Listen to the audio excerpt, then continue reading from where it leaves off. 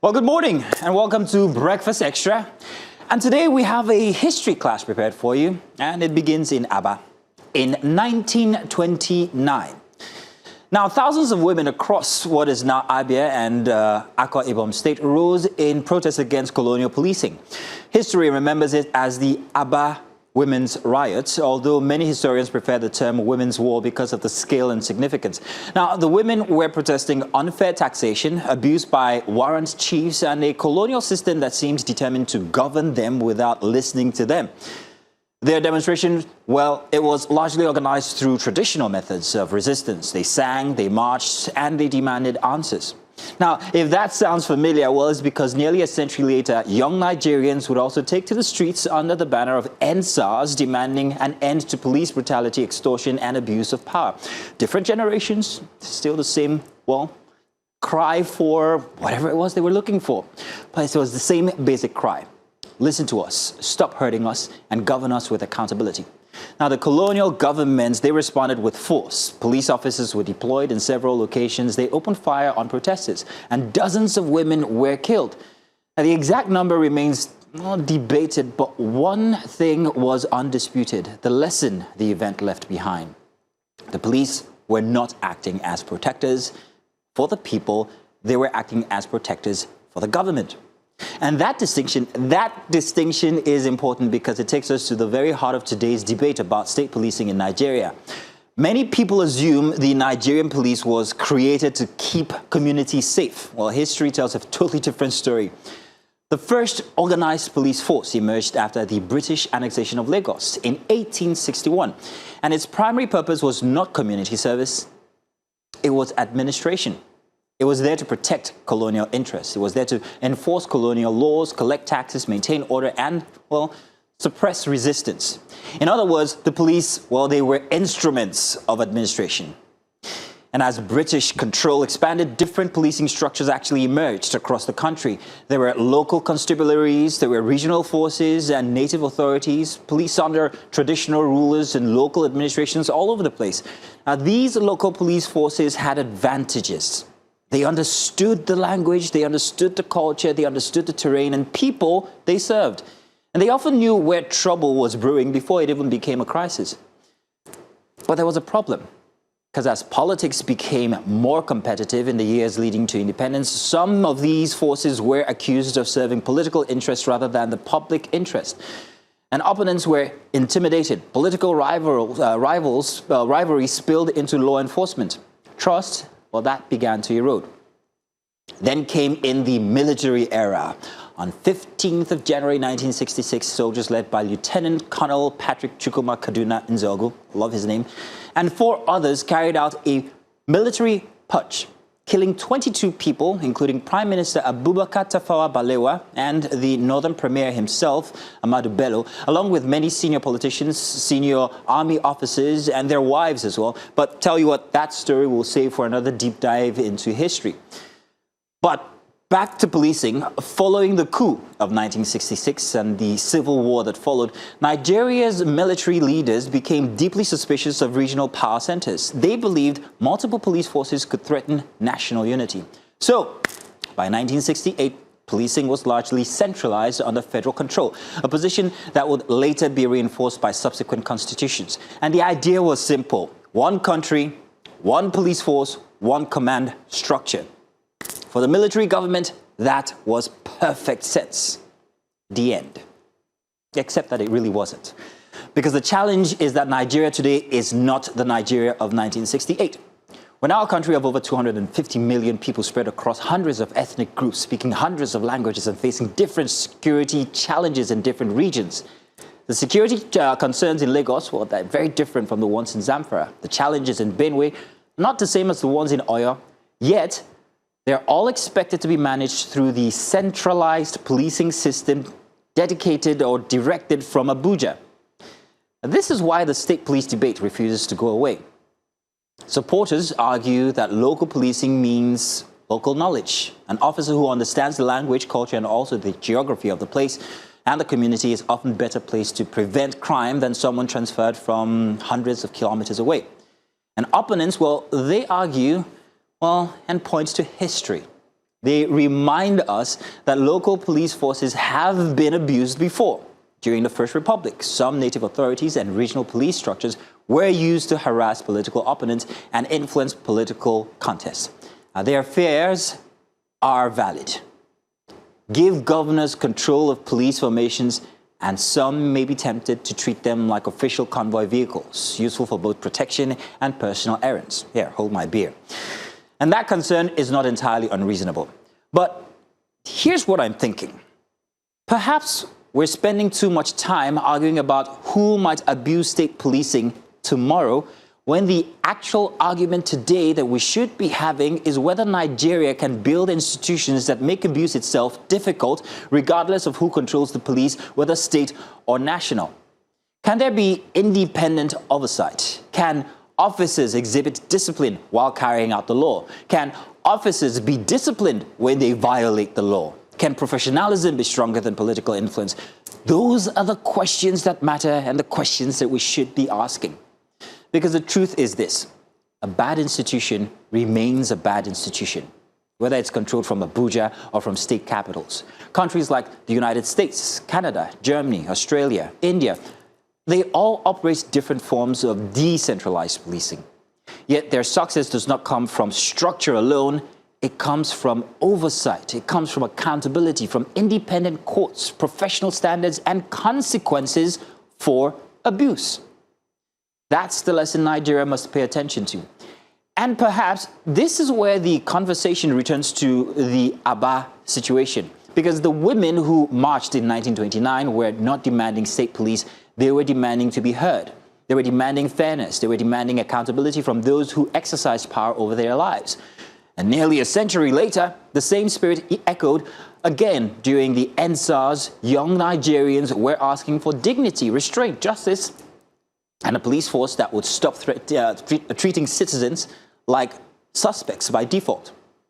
So different moments, the same frustration, same demand for accountability, however. Citizens are not really particular or concerned about the color of police command structure. What they simply want is a police officer who shows up when called, protects the innocent, respects the law, and does not see the public as an inconvenience. As we've seen, from colonial rule to military and even democratic rule, one criticism has survived every single generation: that the police often appear closer to those who hold power than to the people they are supposed to protect. And until that perception changes, not merely the switch from whether national policing to state policing, every form or reform that we suggest will remain incomplete. Because in the end, future policing in Nigeria is not just about structure. It's about trust. It's about accountability. And whether we can finally transform a force that began as an instrument of administration into one that truly serves the community it was meant to protect. So, once again, good morning and welcome to Breakfast Extra. My name is Mazino Appeal, and as usual, every single morning, I'm doing this alone. I'm joking. As always. I'm doing it with Queen Celestine. You're welcome. Good morning. Morning, Mazino. Thank you for taking me to history class. Yeah, well, you're welcome. Also, considering that you are a barrack girl. So wow. I thought that you'd really like that. So I guess I wrote that for you specifically. But thank you. Yeah, this has been a topic all through the week until last night. I like the details. I feel like Nigerians need to go back into history and see where we're coming from to be able to ask for the right accountability. So exactly. Yeah, it was beautiful. And until you understand why the police has the orientation or the... You know what? Let me come over and we'll talk about this. Let me say this again. You need transport. I do, actually. I'm yeah, go. Welcome to Breakfast Extra. I'll be there in a moment. Good morning, Lagos, Nigeria, and welcome to a packed Saturday edition of Breakfast Extra. We are live, and we are so glad you're starting your weekend with us. Wherever you're watching across the continent, get ready because we have a lineup of hard-hitting and vital conversations just for you. Now, first, in our big report feature, we are shining a spotlight on our town hall series. News Central traveled to Katsina State to give a voice to communities that have been battered by years of brutal banditry.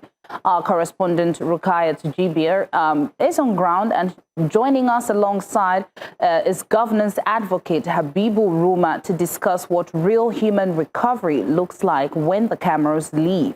Then we move over to Abuja, where the presidency has officially ordered a swift 30-day ICPC probe into a massive institutional scandal involving the Presidential Foreign Intervention Promotion Council, an entity the government claims has zero legal backing. Also on the security front, we bring you the latest details on the Orire 46, where 39 students and 7 teachers were successfully rescued in Oyo State following a fierce security operation. We'll look at the efficiency of our security agencies and the steps needed to lock down schools nationwide. And you absolutely cannot miss this one, as we are diving headfirst into the raging controversy surrounding frontline soldiers' welfare. Following heavy accusations from the Minister of Defense, General Christopher Musa, right here in News Central, the man at the center of the storm, activist Justice Crack, will join us live to respond to allegations of fabrication.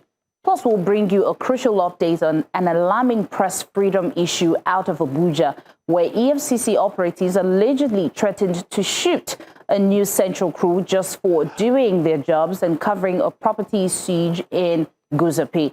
And finally, on Wellness Extra, we're tackling a crucial public health topic: how simple maternal nutrition and proper paternal care can actively prevent orofacial cleft birth defect in newborns. It's a packed Saturday morning, I tell you. Grab your breakfast, akara, corn, kuli, bread, whatever you have. Be comfortable and let's dive into it. Mazino, why are you laughing? It's the akara. Anytime I hear akara and kuli now, it's just... And pap and it's a case something. for It's a laughter. combination. It's a good combination. Iya alakara. Yes, so He's our first lady. even after our all. president is a comedian. So, very interesting. Tell you what, let's do a break. I still want to talk to you about that police instance thing. Yes. And also the rescue of the kids. But let's do a short break. We'll be back. Sure. Welcome back. And, you know, it was a short break indeed. Mazini Very was short gossiping behind the scenes what he really wants. I don't know the combination of people's breakfast, but tell me about the state police. And I'm really interested as to... I've always been interested about state policing since 10 years ago when I was on radio and we had this conversation. And at the time I worked with, you might have met Cheta, he's been on News Central several times. And he told that history, the Aba Women's Riot, and the orientation of the Nigerian police, and the fact that the Nigerian police was never established to protect you or I. From back in the day, it was established so that they could actually have a handle on whatever's happening down there. So they worked for those who were in power and not for you. And that orientation has maintained all the way up until today. So if you understand that, or if the people in governance or in power or wherever understand that little piece of history, you understand why it really needs to change. And that was why a lot of people were concerned as to the government taking over state policing and all whatnot. Exactly. I see that. So there are credit on both sides of the argument, whether to keep it centralized or to decentralize it into state, what's it called? But we don't have any time. The producers are racing us through because we need to do the papers. Yes. Queen, what are we starting with? I think we should start with the Vanguard, the Saturday Vanguard. Right at the center, it says, finally, all your pupils and teachers have been rescued. 9 terrorists killed, 8 arrested. I wish that the security operatives could have those hidden button cameras to give us, you know, behind the scenes of the operation. It's just going to be like a movie. So that Let's we can just see. understand the definition of the word rescue. Yes, and you know what? Yeah, we'll wait for the movie. Of course. Tinubu celebrates. Makinde thanks all intrigues over the rescue. And of course, we can see the picture, and Chikaike is just beside it. Good news.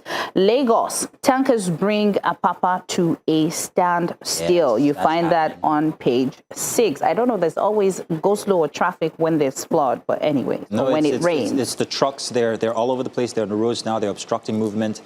It's a perennial thing, guys. Why?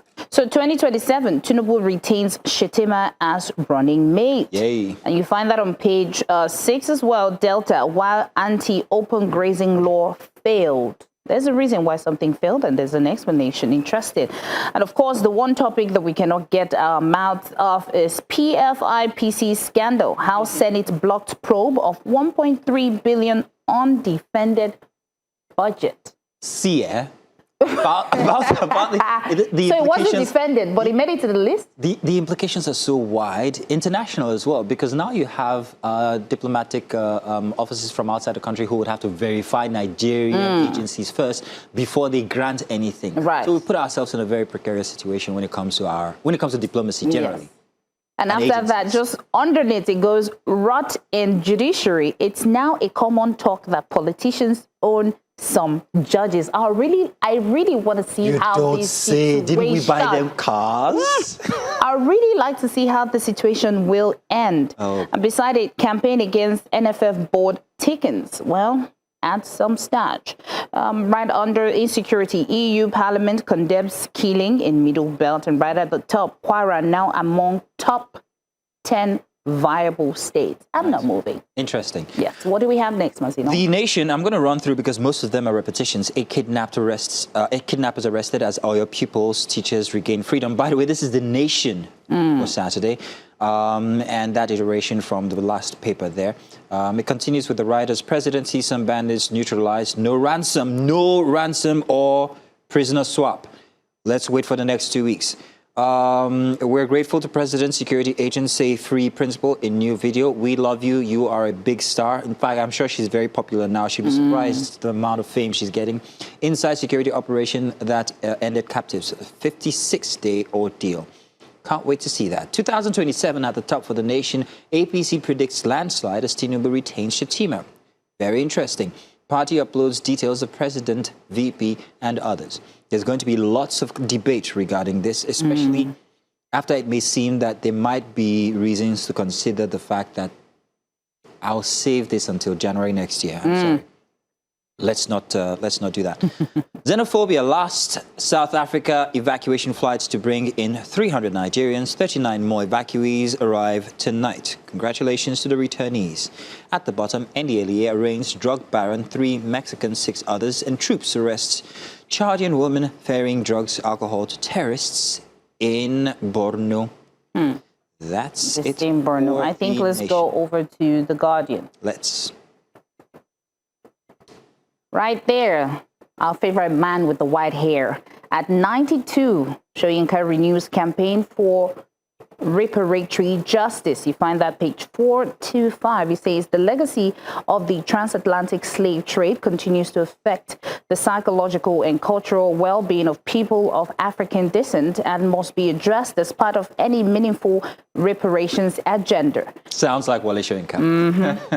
And after that, NNPCL and Seplat Energy signs landmark 15-year gas supply deal with UTMFL Nigeria. And right below, procurement reforms saved Nigeria over 1.1 trillion naira, says Shatima. We cannot see it.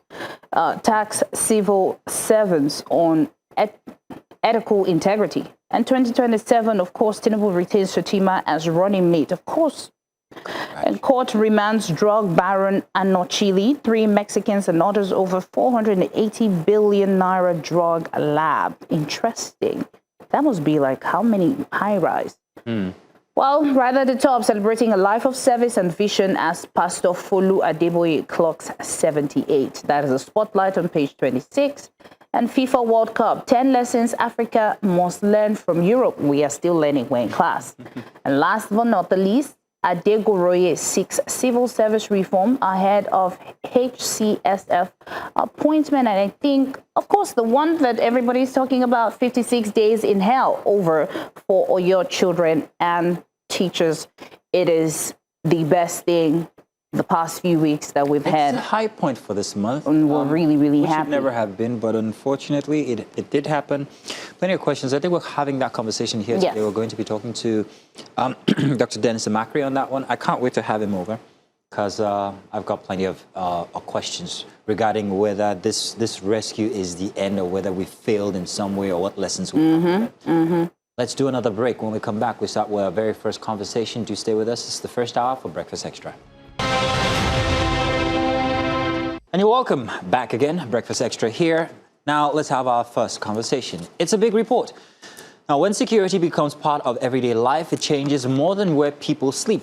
It changes where children go to school. where farmers can farm, whether markets open, and even whether hope survives. Now, for years, communities across Katsina State have lived under the shadow of banditry. While security operations continue and some communities are beginning to recover, many residents still carry the physical and emotional scars of years of violence and displacement. Recent incidents also remind us that peace, where it exists, remains fragile. So today, we ask a simple but very important question. What does recovery really look like for communities that have lived through years of fear? As part of our town hall series, News Central traveled to Katsina to hear directly from those living this reality. Our correspondent Rukaya Jibia was on the ground speaking with residents, community leaders, government representatives and stakeholders about the cost of insecurity, the search for lasting peace and whether those most affected believe enough is being done. Let's see one or two moments from Thursday's town hall.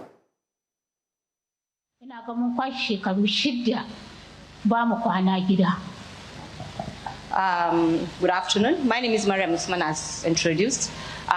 Here with us is Mariam, and she has the experience of insecurity in her place. She's from Kankia. Mariam is a citizen of Kankia local government. As you all know, we have insecurity around us, and Kankia is one of the local government affected by those we call.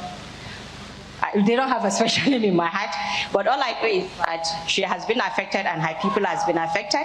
So, Sunana Jamila Sama'ila, na fito daga karamar hukumar Kankiya.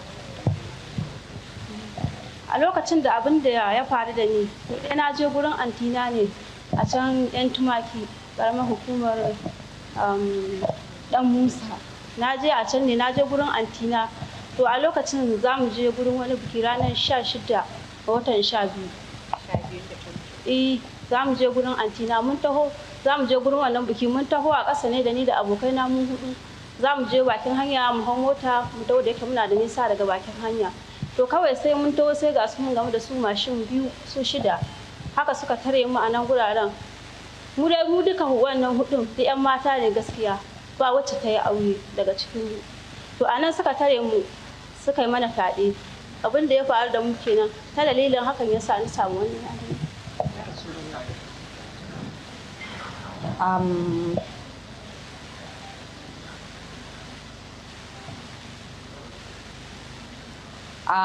The last version of the story, it's heart-touching. Jamila is now married, and she's also from Kankia local government, from Entumaiki ward, from Entumaiki, right? She went to her auntie's place to visit for a wedding on the 6th of December last year when they were attacked by the kidnappers. They are on 2 motorcycles, both carrying 3 people. They were raped, they were kidnapped and raped, and that's the reason why she had this baby in her back. So, I'm sorry.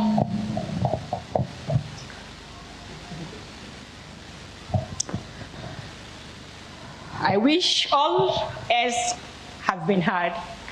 The government should know that these women are attacked. It's not a fiction, it's not a story. She's live here with us, and because being a victim, she's now a mother. I wish this... Well, yeah, welcome back from that. So, joining us now, our correspondent, Rukaya Jibia, who covered the town hall, and also Habibu Ruma, Chairman, Struggle for Good Governance. Thank you both for joining us. Good morning. It was a very touching video we've just seen, and to experience it live, that must have been really heartbreaking. But Queen wanted to take the first question this morning, so Queen, I'll let you handle it. Thank you, Basiro. Rukaya, sitting here in the studio and watching these your report, which you do so beautiful, and having to see this town hall and hear the stories from the people who are being attacked and raped. Rukaya, you are the one in front of these people. We're just reporting because we're not there. How does it feel, speaking with the residents? What is the most frustrating thing for them? Is it fear? Is it frustration? Is it that they've been talking about the same thing over and over and over and nothing has been done? Thank you for the question, Queen. One thing I will definitely say about these stories is that the stories are so heart-touching and traumatic for me and for my colleague as well, my camera guy. And these are stories that it is not a new thing. In Katsina, these stories are not new. It's a constant happening. There are things that happen constantly in Katsina. So it's not as if you will hear the story and then for the next, you won't hear it again for the next 5-6 months. No, you hear this constantly. And I can tell you that Jamila's own is a little bit better. Why? Because at least she had the chance to speak out. I am telling you, most of our people couldn't speak out. You will go to their places, you will want to talk to them. But the thing they will say is, please, I don't want you to tell the stories. Some of them will just confide in me and say, I just want you to know, because I couldn't even tell it at home. Because in Katsina and most of the Hausa communities, it is considered a taboo. So they couldn't even say it. They couldn't even speak up. You know, they can just open up to me for a while and then they will say, I don't even want you to share it. You should off your camera. I just want you to say it. I just want to tell you. I just want to say it because I just want to get the thing off my mind. And these girls are just like 15, 16, 17. They are supposed to be getting medical attention. They are supposed to be introduced to a therapist. So at least they can just speak about what happened to them at least. But they couldn't. So Jamila's own, even though it's heartbreaking, is a little bit better because at least she's able to speak out and she's able to get the thing off her mind. I wanted to go to Habibu and ask a question, but I still wanted to ask you one question. And I'm wondering, out of all the stories that you heard while Town Hall carried on, which story stayed with you or, you know, which was the most heartbreaking for you? You don't have to mention the names of the people, but can we hear one or two of those? Yeah, we discussed about the woman. I think a year ago, it's about the Gidan Mantel massacre.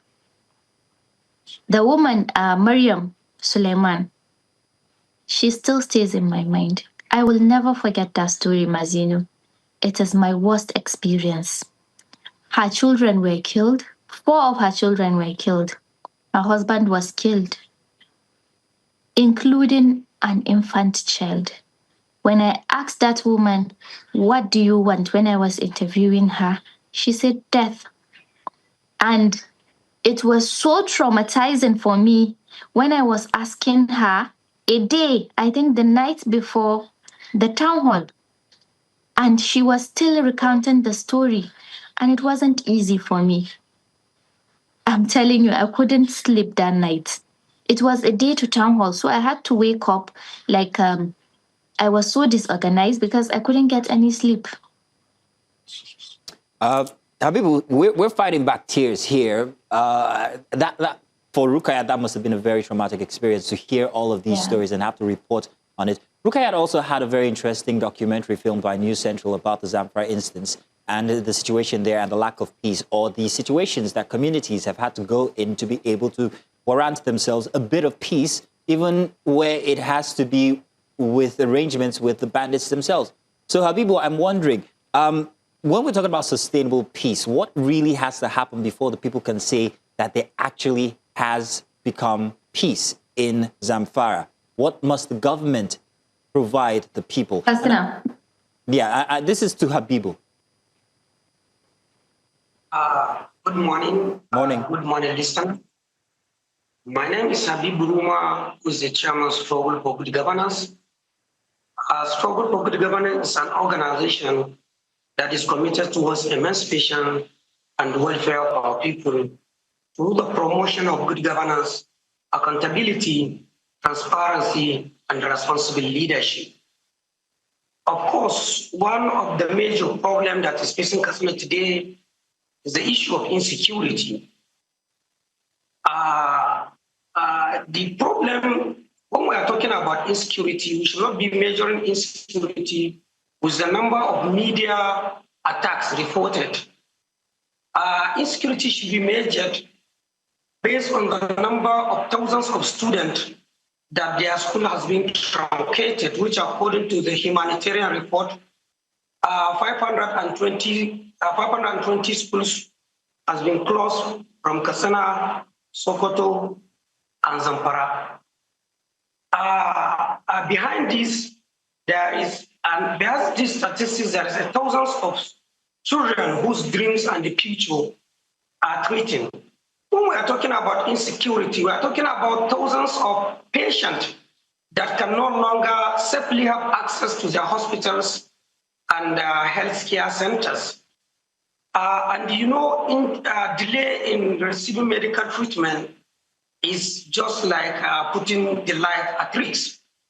When we are talking about insecurity, we are talking about thousands of farmers, thousands of traders that can no longer have access to their farms or access to their market, which of course deepen the poverty level of the community.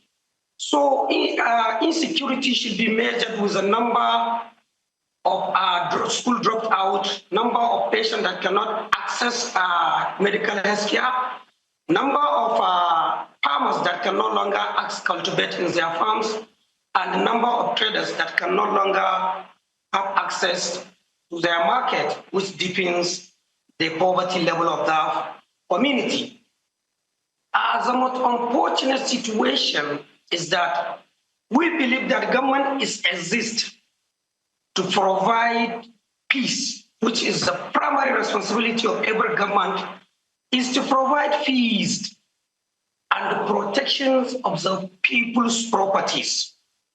But unfortunately, the government of these days seems to be different. We don't know what actually is happening, because it's not even what we are seeing is not even the most unfortunate situation, but rather the gap between the government communications and the realities, the life realities of the people, what people are experiencing is entirely different with what our leaders are communicating in the media. Let me give you a few examples. When there was a time when the deputy governor of the state publicly said that our roads are now safe, but unfortunately, a retired general few days later followed one of the road, but it happens to be kidnapped and who later killed. This raises a significant question, as if that road are truly safe, could that general fall into that tragedy? If the answer is no, and if the general can fall onto this tragedy, what do we expect like for a common man like me, like other teachers, like farmers, like traders that are applying on that day on daily basis? Another incident that happened in Katsina is a government reported that the almost 95% of the lands and the farms land in Katsina are accessible. But unfortunately, a few days later, this bandit killed so many farmers in their farms. This clearly created another significant question. Are that farms land truly safe and accessible? Another most unfortunate and much concern area of concern is immediately when that retired general lost his life as a result of that kidnapping, the governor of the state traveled to Abuja to inform the president on the security situation in Katsina. But when the governor comes back, he announced that that the president promised him to recruit 1,000 forest guards Unfortunately, till today that I'm talking to you, I personally have not seen any official announcement from the presidency or any federal authority confirming that issue, which clearly create doubt at the mind of the people, because these incidents happen in Oyo State. When it happens, the announcement came from the presidency, and a federal ministry confirmed the announcement by making an official announcement. But why is it that our own is different? The issue of insecurity is too important that does not supposed to carry mixed messages.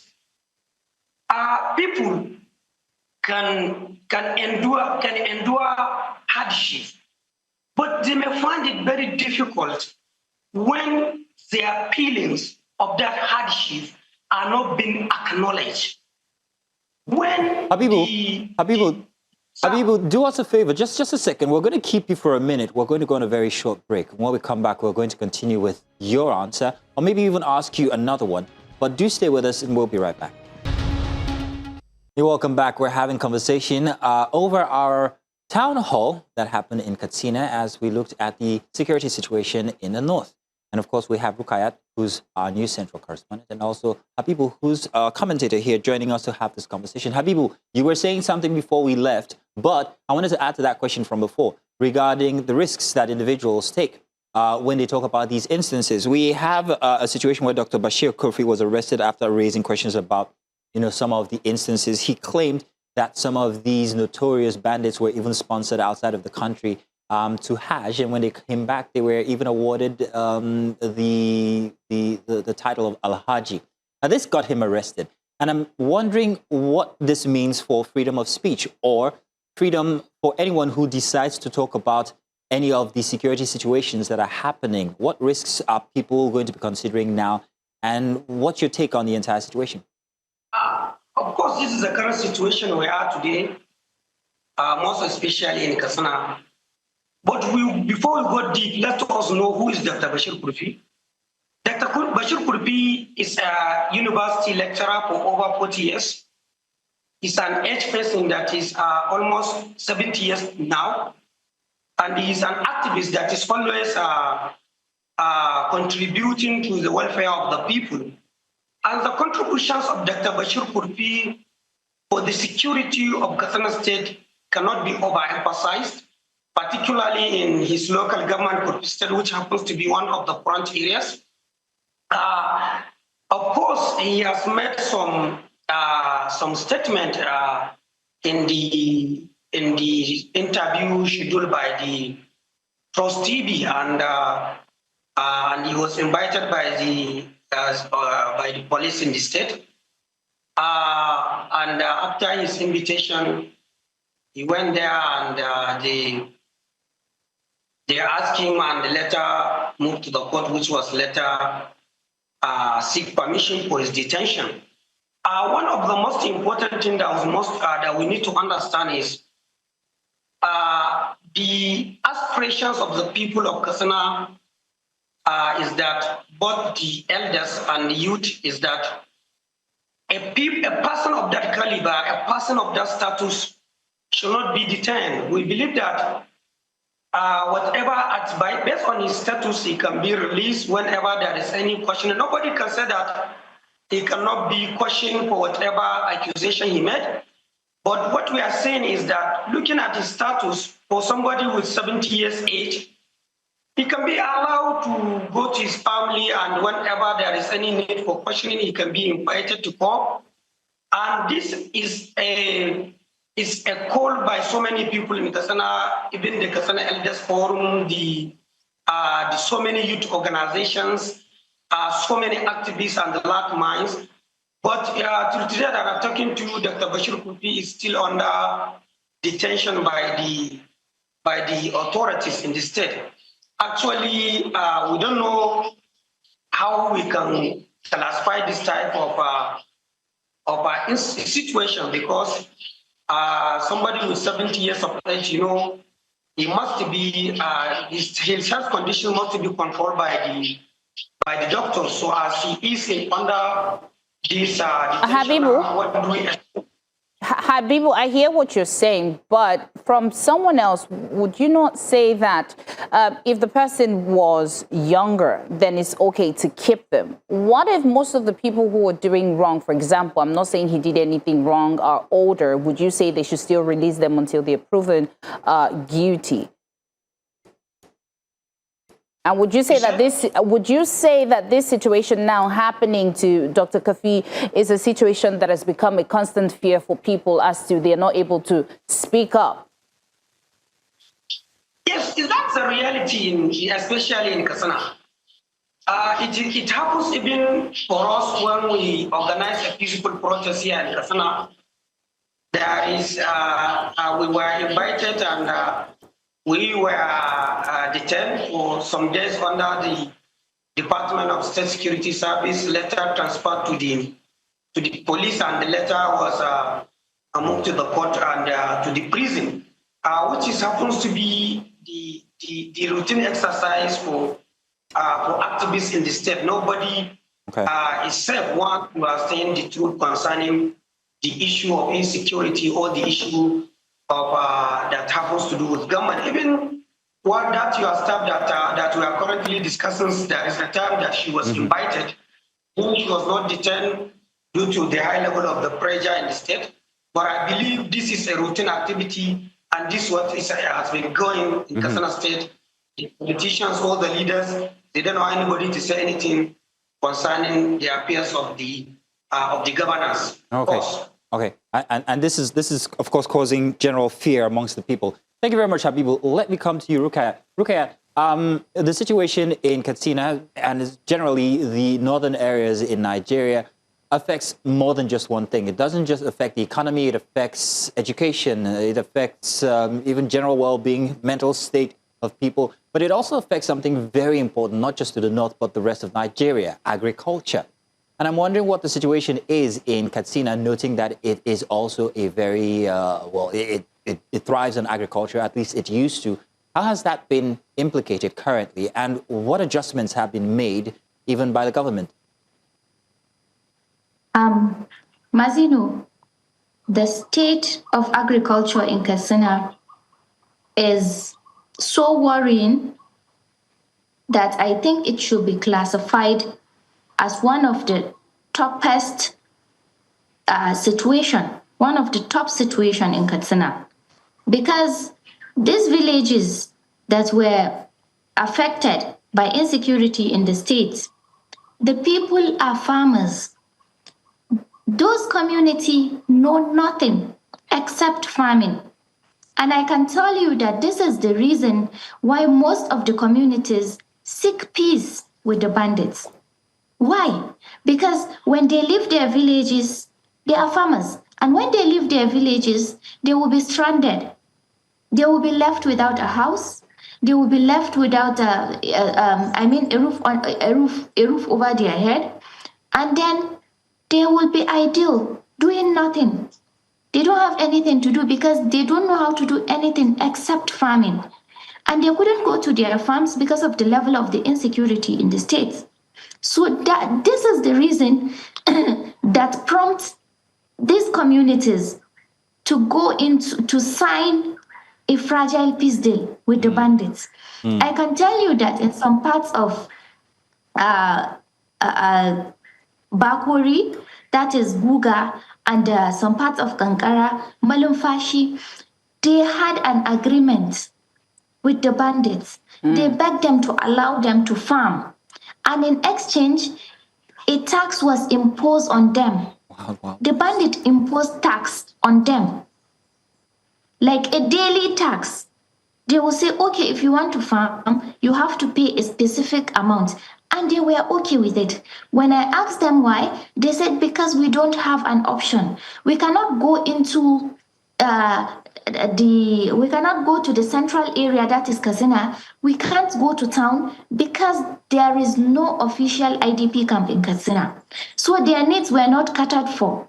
They have to be living on the streets in incomplete buildings and all. And they have to resort to begging. They said that is not the life we want to live. We know nothing except farming. So we want to go back to our communities. And when they go back to the communities, the level of insecurity, they have to make a pact with the bandits that, okay, we will allow you to farm, but in exchange, you have to be given so amount each and every day. And that is how they live because they have no choice. Wow.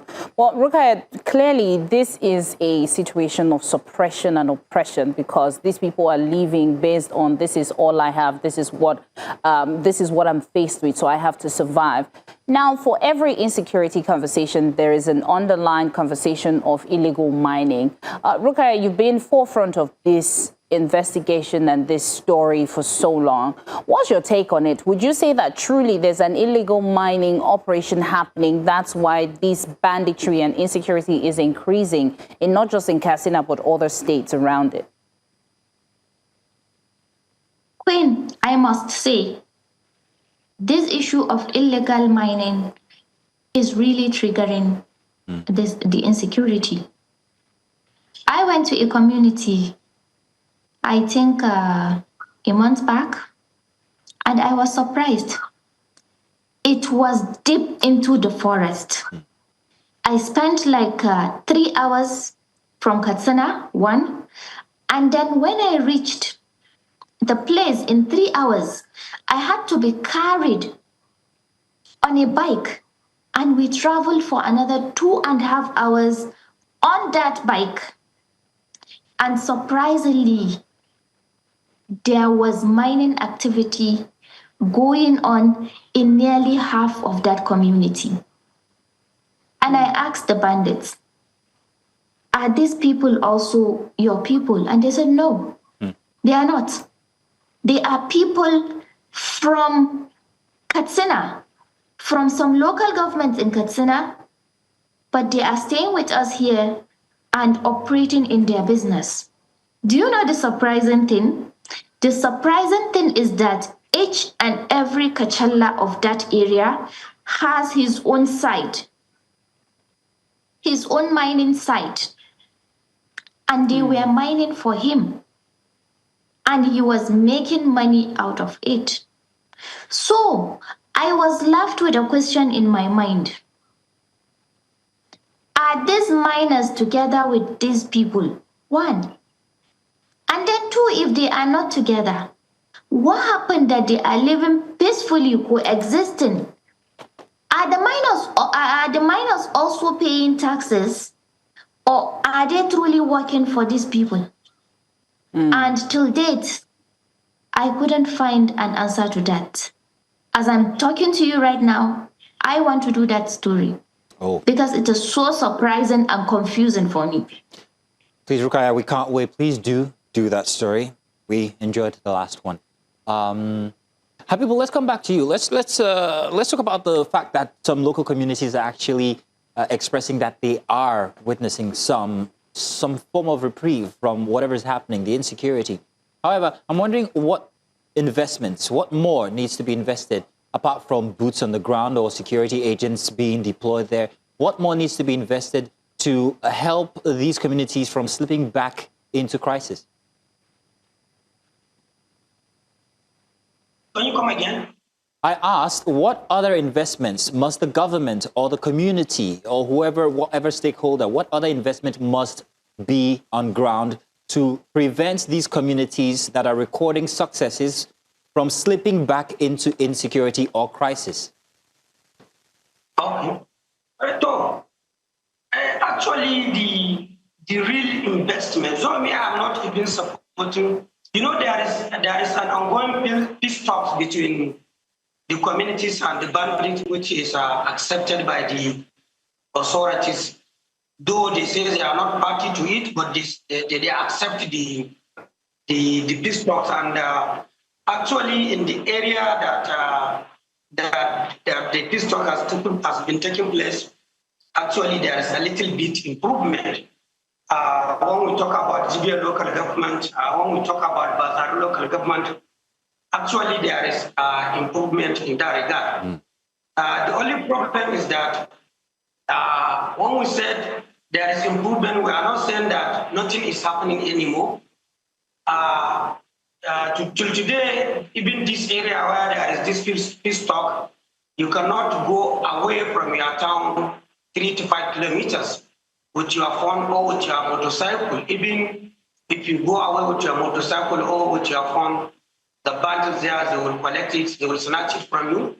If it is the motorcycle, they will collect it from you. And you end up coming, if you borrow it, you end up coming and start paying for the bike. So you see, the issue, even the big stores, is not that it's working 100%. But since the government agreed that they cannot overpower the bandits, they surrender, because this is a surrender. So I think the best alternative for now, since they surrender, is the continuous dialogue. That means time by time they should continue reviewing the agreement to see where there is bridges in the aspect of the government and with respect to the bandits and the people in the town. That is the people that organize the local communities, so that any bridges now shut it and move ahead. And after like 1 month or 2 months, they can still come back, sit and make another continue there. But if the government want to address the problem, no, continue. Okay, if the government want to address the problem once and for all, the government should show the bandit that it has the power, it has the equipment, and it has the military, or I can say the security operatives that has the training and better experience to do the job. And our political office holders should provide the political will and clear direction for the security men and the required resources with a collaborative engagement, as well as the sophisticated materials, so that the security personnel can enter into the hideout of this bandit and push them out to end the menace. But if not, because our security personnel are experienced people, they are patriotic, and they have courage, and they have a certain level of professionalism, in which some of them have even paid a suffering sacrifice in defending the nation, whereby based on this, they are entitled to our appreciation and respect. Well, Habibul Ruma, thank you so much for joining us and having this conversation. He's a chairman, Struggle for Good Governance, and of course, our one and only Rukat Jibia, our correspondent, who is very fearless. Thank you so much. Rukat, do you want to say something before we finish this conversation? Yes. I want to give a contribution based on the last question you asked about what shall be done. Yeah, please go ahead. Yes. One thing I have to say here is, at some point, we have to take our eyes off the government for a while. And we have to focus on the people, I mean the igniters of this banditry. And the igniters of this banditry are, one, the informers. And then number two, the people supplying these people with the arms. I was so surprised when I visit one of the Kachallas and a Hausa man was supplying arms to him. He was supplying arms to Fulani, and he knows that perfectly well his people were going to be killed or hurt with that arms. And he is still okay doing that. He was okay doing it because he will just get a small money out of it. But in real life, he is putting thousands of lives in jeopardy. So we have to take our eyes off the government, and we have to focus the energy on us. That means the people, the community. You inform on your state, you inform on your community, but then again, the government also, if they want this to stop, they have to keep to their promises. Just like the places, the communities Habibul Ruma mentioned, Basari and Jibia, yes, there was peace. Also, we thought there was peace, but then again, the peace is gradually breaking now. Yeah. Why? Because they refuse to fulfill their promise. So the government have to fulfill their promise. They believe that we believe that these people, they need to be educated. They said they are bandits. They cannot build schools. They cannot build hospitals. But what will happen next? They will breed in another generation of illiterates, and so the banditry will continue. Right. Well, Rukayat, thank you so much for that, addition, truly. And I hope that the government is seeing and really focusing and strategizing on how to figure this, and because insecurity has to end as soon as possible. We appreciate your report. We appreciate your time. Thank you so much, Rukayat, and thank you, Habibu, for joining. Thank you, Queen. Thank you. Thank you, Mazid. Stay safe. You stay safe. Now let's go on a short break. That was an interesting conversation, and we hope that security will be measured in the right way and the operations will be carried out correctly. Let's go on a short break. When we return, we start another conversation. Do stay with us. And now for a big story. What began as a growing public concern over the activities of a questionable government-linked council has now prompted action from the presidency. President Bola Tinubu has directed the Independent Corrupt Practices and Other Related Offences Commission, ICPC, to investigate the activities of the so-called Presidential Foreign Intervention Promotion Council, which the presidency says was never established by the federal government and has no legal backing. Now, this investigation will examine allegations of forged appointment letters and official documents, and the use of fake government credentials to seek official recognition, facilitate visas, and open bank accounts by the alleged Director General of that agency, Adeniyi Matthew. The directive comes amid widespread questions over how the alleged council operated and presented itself as a government body despite having no legal or executive approval. So, to help us unpack the implications of this investigation, what it means for public accountability, and the broader concerns it raises about oversight within government institutions, we're joined by Baba Yusuf, who is a strategist and the Group CEO, Global Investment and Trade Company. Welcome to the program, Baba Yusuf. Good to have you here. Good morning, sir. Good morning. Thank you for having me, Mozino and Queen. It's a pleasure to be here. Thank you indeed. Baba Yusuf, this has been a conversation all week, even from the week from before. We've asked so many different questions. How could it have gotten into the budget? How could it have a physical office? How could? But let's talk about one fact here, the fact that this also affects Nigeria's diplomacy. At what point should oversight agencies have discovered that there was such an agency inside of the structure of Nigeria, of the presidency? Well, thank you for that question, Mozino. I think we should backtrack a bit to even talk about how did it happen, because in the first place, for us to be talking about discovering a fake, government agency speaks volume to the level of rot in an administration. It shouldn't even have happened in the first place.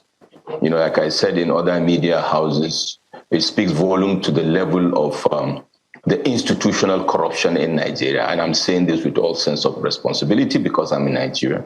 Like I said elsewhere, I have a 21-year-old undergraduate daughter who is asking me, Daddy, what is going on? What will happen in the next 6-7 years as we are emerging into Nigeria? What will happen to us?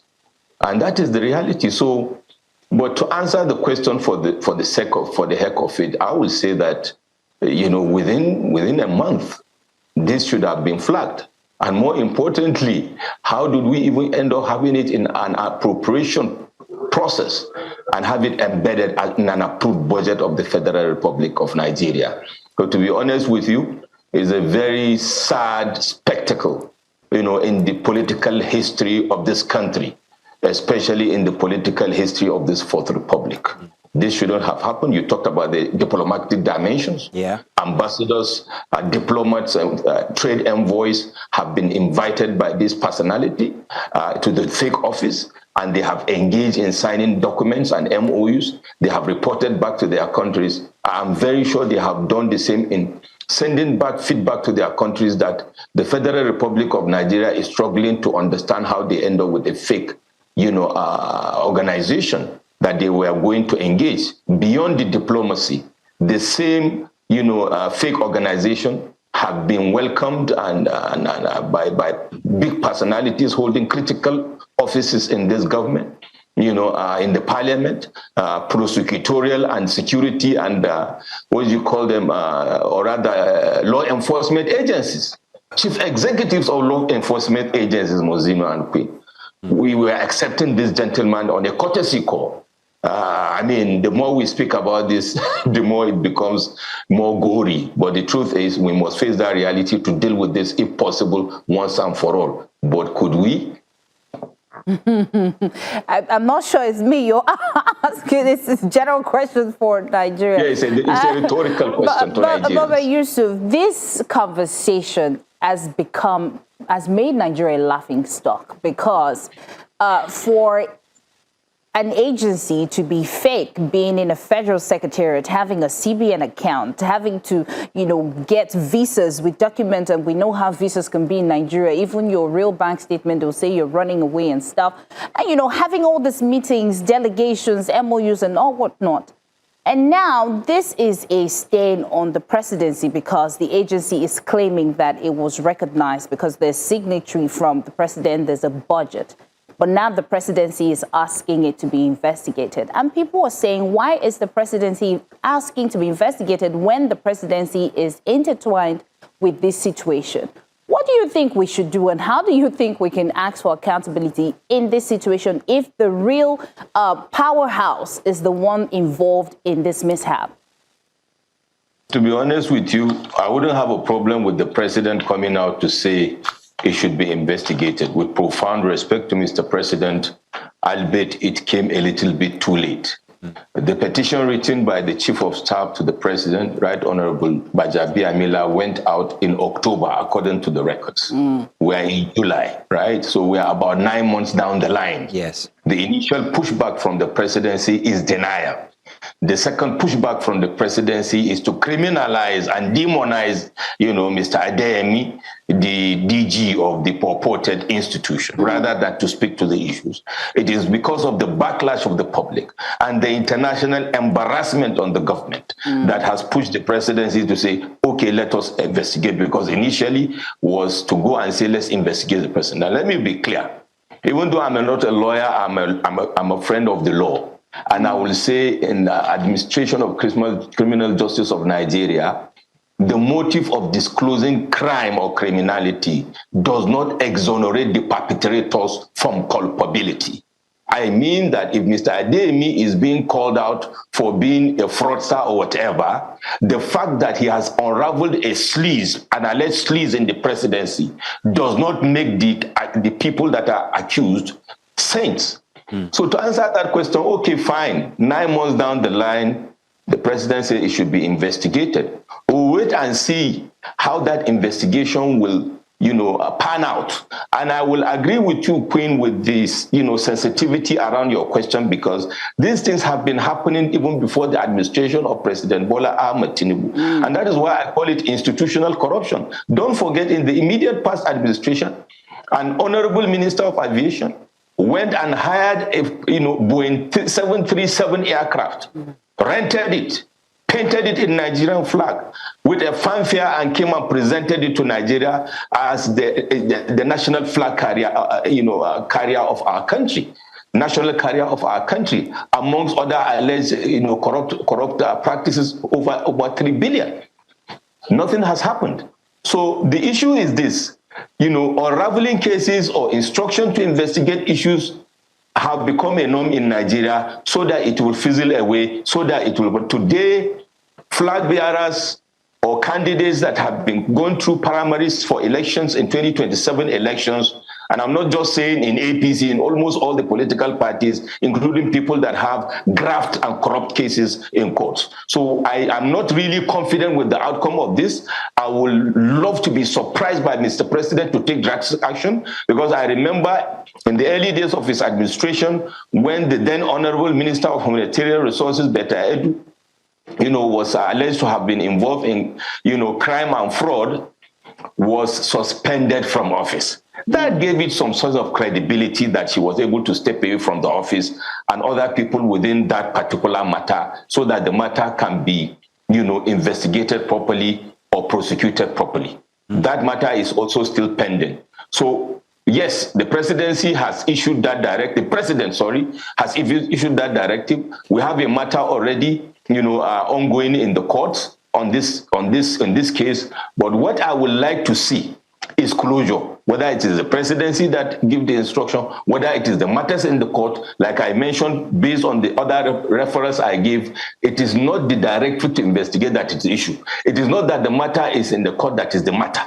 It is the proper conclusion of this case and taking the proper action to save the sanctity of what remains of the image of the Federal Republic of Nigeria at a time when our brothers and sisters are being chased like rats out of hole in South Africa, in Ghana, on the street of Dubai, the scorn with which we are looked because we belong to a country called the Federal Republic of Nigeria. Queen and Mozino, we are in a situation whereby foreign countries and foreigners may no longer just look at Nigerians as majorly criminal in nature, but that the Federal Republic of Nigeria has graduated to having fake institutions that engage country to country, government to government. I hope and pray, no matter how the government sees this, that it is bad, that is not about deflections or denials, it's about speaking to the issues so that they can even have a country they can call a country they are ruling, because indeed they are not leading.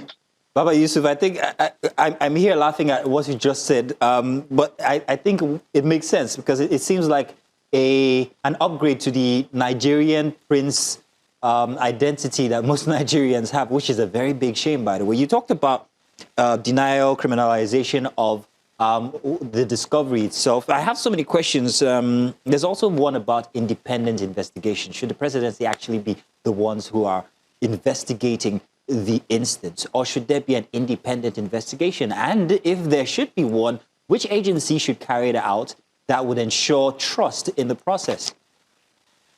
Well, I think it's not funny, Mozino. I know you are being rhetorical, but you can see my face today. People know how I present in public fora. Yeah. But it is so embarrassing. I run a company called Global Investment and Trade Company. We check that company. We have a subsidiary that operates in Dubai. And more than that, I'm a Nigerian. I paid my dues. I come out for a long line of families that have paid their dues in this country, like millions and hundreds of millions of other Nigerians. So I think our disposition and our character to this matter should speak to the leaders of this country that we are not happy. The way we play skits and jokes on the way and manner they are treating us is the reason why they even believe there is no insecurity, is the reason why they believe there's nothing happening. We need to speak to this issue in a manner that maybe they will understand. Now, to answer your question, ideally, there should be a semblance of neutrality for the investigative body. But within the constitution of this country, we have bodies that are, empowered to undertake such investigation in line with the provisions of the country and in line with the provisions setting up those institutions. For example, we have the EFCC, Economic and Financial Crimes Commission. We have, particularly in this case, I think it is the Independent Corrupt Practices and Related Offences Commission, ICPC. However, because of the trust deficit, the dwindling trust of the people of this country on our leadership, and like I said, it's not just a President Tinubu's administration issue, it's an institutional matter over the years. And because of the international dimension of this matter, I think from a strategic perspective, my counsel is the president has done the right thing to say it should be investigated. But I hope and pray that the people that will be mandated to do this investigation will demonstrate transparency in this investigation. Demonizing or criminalizing Adeyemi alone and trying to deodorize the issue will send a wrong message to international community. If they don't care about Nigerians, they should also care about their own image and the image of the country that they are presently ruling or leading, or whatever the case may be. So for me, As it is today in the case of Nigeria, idealization is not my focus, political correctness is not my focus, but that the transparency and the integrity of the process is very crucial.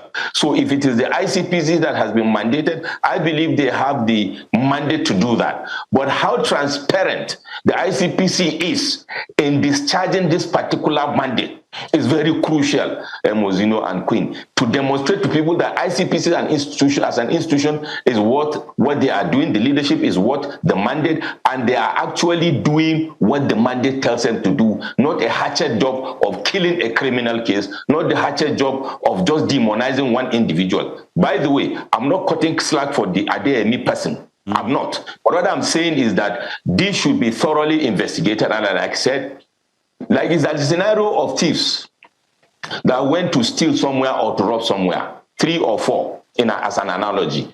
And then one of them was not happy with the way he was treated and decided to go to police to report. Now that person should not be demonized or arrested alone under the guise that, oh, you were part of them. Sometimes they even end up becoming prosecutorial witness. That is why I said the motive of disclosing crime, in this case, I didn't mean shouting because of sharing of money, but it should not exonerate anybody that is found culpable on this, no matter how high. So it is not just about the body that will investigate, but the transparency of the process, because in this country we have seen many, many investigative bodies that seem to be neutral, and they will present their report to the president, and the matter will end up in a shelf somewhere for the past 15 years. Are you expecting arrests? Are you expecting reforms? To be honest with you, if you ask me, we can talk about some kind of reforms that we should take place. But to be honest with you, like I said earlier, I would like, with profound respect to Mr. President, to see him shock Nigerians that a sleaze will happen at his office, which is the presidency. I'm saying this because one of the dramatis personae is the chief of staff to the president. And for the fact that in case Mr. President is not aware, just in case, that there have been news and rumors and milling around Nigeria and outside Nigeria that people pay to get appointed into office, that people pay to be given contract into office, that people pay to be brought into the country to sign off partnership for foreign direct investment. This is an opportunity for Mr. President to clear that for us and for the international community. And that is why, like I said, the integrity of the process. This is what amongst many, by the way, but since this is the sleaze at the highest level, clearing this table for the Mr. President, build up to the 2027 election, I think there's a critical success factor for him to come and stand tall above others to say, to Nigerians, you should vote for us. I'm not saying that people may not vote for him because, like I was saying, we came on this show, the biggest problem of Nigeria are not the focal point leaders like Mr. President or the governors. I have written extensively about this. The rot of Nigeria is an outcome or a reflection of the erosion of our leadership value chain. We are all leaders in our own strata, so we don't sit on our hands and say it is the fault of the president alone. The corruption that is happening in Nigeria is an outcome of an institutional corruption, religious institutions, traditional institutions, political institutions, including in our homes. How many parents ask their children how or where they get the money from when they bring it home, for example? So while we are addressing this issue focally, we should also expand our view with a view of getting out of this dogma that Nigeria has found itself over the years. Erosion of value of a society is a reflection of the leaders you have. And that is why the good books of Holy Quran and Bible has told us in many cases that people mostly get the leaders that are a reflection of who they are. Right. Baba Yusuf, the last thing you just said was very profound. People really get a leader as a reflection of who they are. But now, talking about accountability for the citizens, we can go on and on to cite different situations that has happened. Something will happen and we never know what happens at the end or the outcome. So there's never really closure or accountability for different issues. Now, some people will say that, you know, this allegedly fake agency is it's another light for the presidency to see where reforms need to be made, not just insecurity. There's so many loopholes in the government. Now, what would accountability look like for a citizen? How can they ask for what they deserve? We've seen the situation of NSAS. It did not really end well. Would people are terrified of protesting. People are terrified of speaking out, because when you speak out, it comes off as something else. So there is tension and there is fear in Nigeria as a whole, knowing fully well that people can see that there's a lot of corruption without saying. How can they ask for accountability and, get the right things from the leaders? Well, thank you very much. That can only happen if Nigerians recognize that they stand up and demand for what they deserve, and not just ask for what they deserve, play their, minute individual and collective roles to that effect. Or they sit down and play identity politics, sit in their hands and be cowards. They do that, the country sinks. They react, they get pushbacks, but they push forward rather than push back. Years ago, I had a cause to stand up to ask for accountability on this country. I lost friends. I lost some family members. I was demonized. It took me years to bounce back. And the learning, what I got from that experience is not easy to push back. But guess what? Given the opportunity, I will do it again. Because I would rather leave a legacy that in my conscience, I tried my best to do what I have to do. And people say, oh, they have weaponized corruption. They have weaponized poverty. And I say, today, as we are today, look at how insecurity has been politicized. So it is either people stand up and say, we demand for accountability, and the political class realizes that whether you are weaponizing poverty or politicizing insecurity, the people have woken up to the reality is that they must act. You act, you die. You don't act, you die. The question is, how do you want to die? I am a human being and I have dignity equal to the president of this country and to anybody else. And what I want to leave for my daughter and for my family is that just what like my dad and my mom leave for us. May God bless them, their soul and their forebearers, that we are people of honor. And that we are Nigerians and we are proud to be so. The late Awo, Azikwe, Amadi Bello, Tafawa Balewa and others did not die in vain. This is not what they left behind, but it appears they handed the baton to people who don't care. Why? Because the people are docile. Why? Because it is a collective corrupt society, not just the focal point leader. So unless we do that, because he who goes for equity should go with clean hands. We cannot be committing corruption in churches and mosques in our homes and expect to have saints as our leaders. We are living in self-deception, and that is where I wrote in another of my books that I call The Hypocrisy of Our Expectations. So you act, you die. You don't act, you die. The question is, how do you want to die? By the way, I'm not asking for protest, but I'm saying I should stand for what is my right. Why should I call spaghetti? If I take spaghetti today, I eat it. The point I'm making is tomorrow I die. So I will not take the spaghetti, but I will land with this. The elites of this country have been the failure factor of this country. The poor people that are below down the leadership value chain that are desperate for survival are not the issue. People like me, people like you in the studio that sit down and pontificate and speak, but we don't go to election grounds during election days to talk to the people that should not collect spaghetti, to play our roles in helping our brothers and sisters, to refuse as MDs or chairmen like me on the board to collude in perpetrating corruption in society. Albert will come back and start playing holier than that on the other side when we are the ones that actually teach the politicians as permanent secretaries, as director generals in the civil service, in the public sector. Most of these politicians don't know how to steer. Most of the people that teach them how to speak are people like me within the elite's value chain. We are the culprits. We need to look at the mirror and speak to ourselves. Unless we do that, we'll continue to have this and we'll continue to sweep it under the carpet. Most likely in some years to come, even the president of this country may not get a visa to go to another country because you cannot be telling my diplomat to come and face a fake agency. So they will wonder if that president is real or he's AI. Well, thank you very much, Baba Yusuf. Yes, credibility out the door there, but absolutely accurate. Strategist and Group CEO of Global Investment and Trade Company. Thank you very much for joining us, sir. Thank you so much. The ICPC investigation is expected to provide more clarity on the PFIPC controversy and the questions surrounding oversight, accountability, and institutional integrity. We wait for the next 30 days as we await the outcome of the investigation. Mr. Baba Yusuf, we might get to speak with you again on this topic, so let's wait these 30 days out. Thank you very much. Thank you It so will be my much. pleasure anytime. May God bless the Federal Republic of Nigeria. Amen. Amen. Thank you. Amen. We're going to quick break now. Got more conversation inside of Breakfast Extra. Welcome back. Now for another big story. We're heading straight into a developing story that has sparked intense debate over military transparency, social media accountability, and frontline troop morale. Recently, Nigeria's Minister of Defense, General Christopher Musa, addressed the public regarding a viral report concerning the welfare of our soldiers.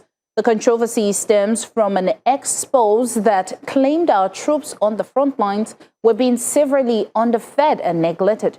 Before we look at the government's reaction, let's take a look at the original video that started this entire conversation, produced by activist Justice Crack. Take a look. So wrong with Nigerians, look at the food that your soldiers are eating. I uploaded a video a few hours ago. It never even reached 1 hour. A military personnel sent me this picture. This is what the Nigerian army, the Nigerian government are feeding our soldiers in Maiduguri morning, afternoon, and night. Look at that rice. One small rice like that. Look at the small gari. And look at that soup that look like vomit. This is what they feed the people that are defending Nigeria. This is the food they give to people who are facing terrorists every day. Whereby we are in a country that the federal government is spending 604 million naira to rehabilitate the radicalized terrorists. Now, that quickly caught the attention of the highest military authorities, and in recent interview right here on News Central TV exclusive, the Minister of Defense himself fired back. General Musa accused Justice Crack of stage managing the entire report, claiming the footage was deliberately manipulated to omit the actual food provided, all for social media engagement, he said, and financial gain. Now, let's play you a quick excerpt of exactly what the Minister of Defense had to say. Still on the case of morale, what do you say to people who say that this government is more obsessed with cracking down on people who criticize them, Shore, Justice Crack, than actually dealing with the issue at hand? Like Justice Crack, for example, he was exposing the food, the lack of proper feeding. What was so wrong with that? I like such things. The truth about the issue, when you deliberately go to make false information, now we're able to find out that even when this information, the soldiers got across to him, the soldiers' food was okay. There was meat, there was all this, but he told them to pull out those things out and make it look as if these things were not there. So it was contracted. So that is why his own is quite different. I mean, we're happy when they bring out this issue so that we know, because we as commanders, when we see those things, we take action. So some soldiers actually said he told them. Definitely.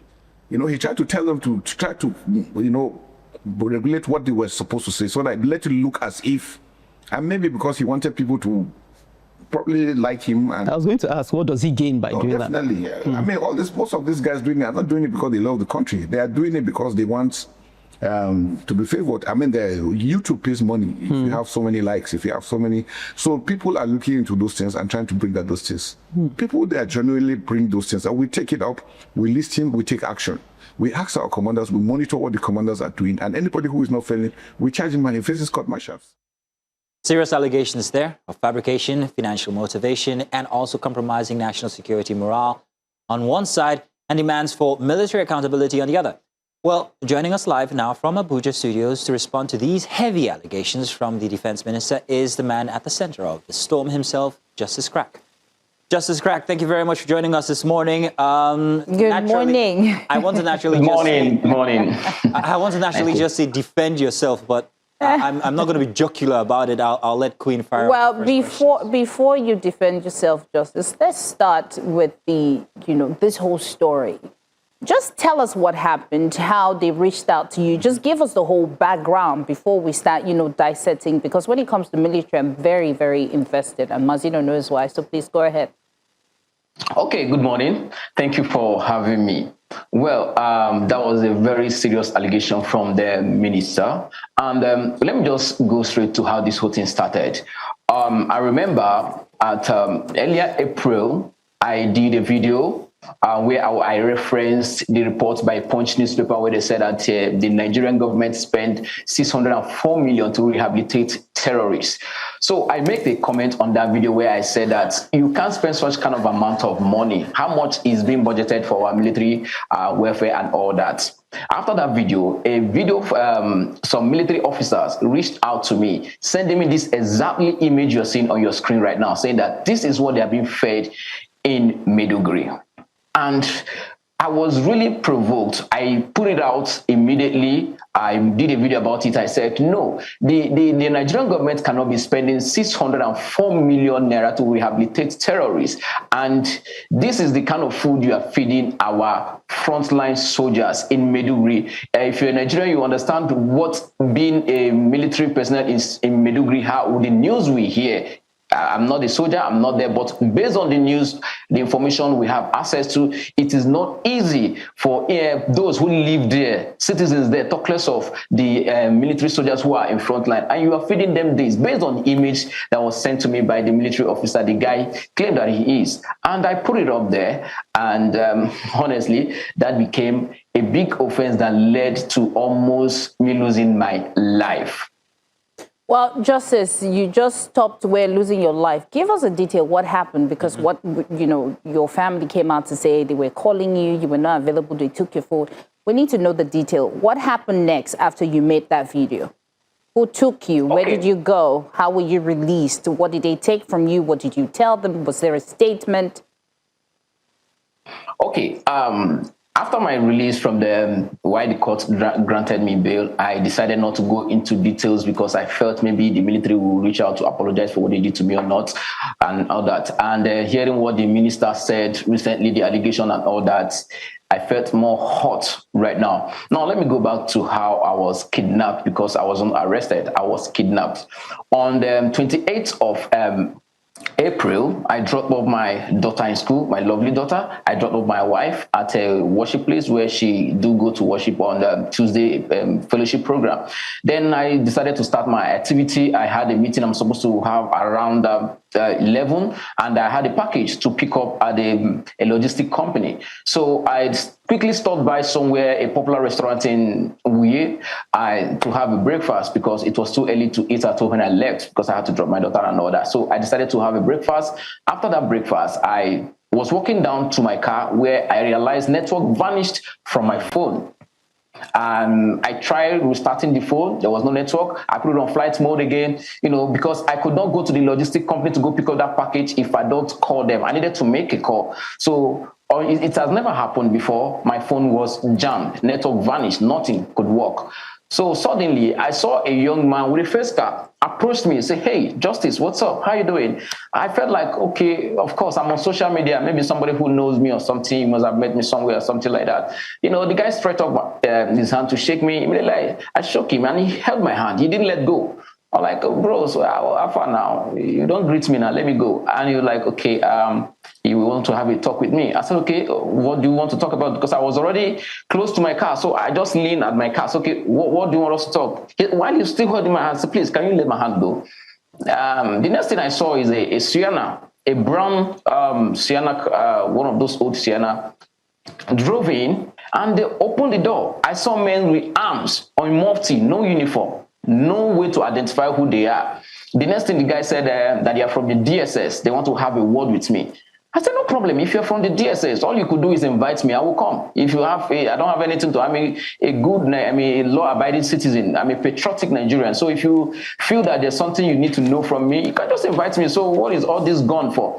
And I was still on that. The next thing I saw a mask on my head, and before you know it, they started off handling me, put cuff on my hand, and bundled me inside the motor. I was just shouting. Everybody around moved because they were all armed. There were more than 5 of them armed.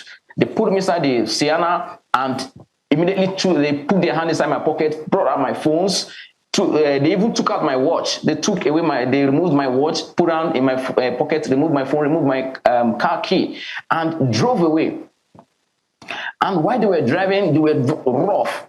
just driving, I don't know where they were taking me to, but I was still asking them, where are you taking me to? Who are you guys? You told me that you are DSS. DSS don't operate like this. At least you show me an ID, or you allow me make a call. Okay, can I call my wife? Can I talk to somebody? And I was still asking those questions. I received multiple slaps that I could not hear anything till we got to where we were. In fact, I peed on myself because when I came out from the restaurant, I was pressed. I was supposed to use the restroom when the guy greeted me. Due to the shock and everything slap, I peed on myself. I was still in that shock. They got to the location. I was still blindfolded. They removed my hand was cuffed front. They removed it to back. So my hand went backward. They cuffed both my hand and my leg and blindfolded. I was there for that 3 days. Nobody told me why they picked me up, why they arrested me. The only time they communicated to me was when we got there, they came and asked me the password for my phones. I gave them, I said, I don't have anything to hide. If you want to know anything, please, can you be civil and let me understand why you picked me? Why did you pick me? Are you a kidnapper? Are you a bandit? Are you Boko? Many things were going through my mind. And one of the most traumatic part of the whole thing is that a guy told me, they didn't even tell me who they are. I asked him, who are you people? He said, do I know our Lord's Prayer? I should be reciting our Lord's Prayer. I should be reading Psalm 91. I should be reciting in my head that where I am, I'm not sure that he's not sure if I'm going to live here alive. I was shocked at that moment. What did I do? And that first day, I was still cuffed. I don't know if I can show you here. I was caught like this. This is how I was, both leg and hand. I did not see anything. The mask, I could barely breathe. I was begging them. They put me, I realized that place, the ground was hot because that period was still the sun. It is not yet rainy season that time. It was not yet rainy season that time. They put me under hot sun. They asked me to sit down on bare floor. The ground was so hot. I was begging them. They did not answer me. So I was sitting under that hot sun the first day. And when the sun moved away from me small, somebody will come and pick me, take me to where the sun is. They will push me to face the sun. And if I ever make an attempt to lie down on the floor, somebody from somewhere will give me a slap and kick me. Even as I'm talking to you right now, I still have a heavy pain in my ear that when I sleep in the night, I have some kind of sound in my ear. Okay. This hand, and this hand, if you look at it very well, this one is sharp. Look at this one is swollen. I can't raise anything with this arm, Tina, because my hand was cuffed. But in the night, they will take me into a cold room. Right. I will cry and beg and shout all night. When I will know that day is about to break is when I hear them praying and clapping in the morning. I could hear the sound of voice of people. I don't know if they are soldiers. I don't know if they are police. I have no idea who they are. That continued for 3 days. I remember one day that I was begging them under hot sun. I was so thirsty. I was begging. I could hear somebody watering flower. I was begging the guy watering the flower. I said, please, can you give me water small to drink? Nobody answered me. Justice, these are very harrowing experience that you're retelling here. So sorry that you had to go through that, but let's talk about what General Musa actually said. He claimed that your investigation was completely staged, managed. Let's also note that the military is a public institution that one has to be very careful with because they operate on very strict policies here, and they have to do that because of the responsibility they have to lives and property and Nigerians generally.